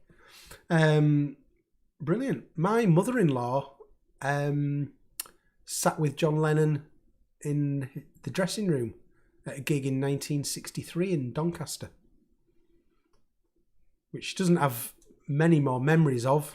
Not when I've quizzed her anyway, but yeah.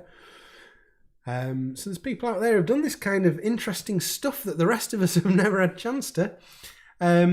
Yeah, that's brilliant. Excellent. Right, I'll tell you what, folks. I am wrapping it up because it's been over 2 hours. My voice is shot. I'm very tired. You've all been wonderful. I hope you've enjoyed. Well, what did we do? We did a full Let It Be review. So if anybody missed that, if anybody's interested, if anybody gives 2 hoots about my thoughts on Let It Be, that's at the start of this video. We then went into a World Cup of Beatle years, best Beatle years, and that was won by 1967. And then we decided to do a little bonus World Cup of early Beatles years because they'd all got knocked out in the first round of the first World Cup. So we gave them their moment in the sun, and 1965 won that. So it's been a fun couple of hours. I've really enjoyed it. Thank you very much, everybody. I will be back very soon. Take care. But this is me signing off now. Good evening, everybody. You've all been awesome. Goodbye.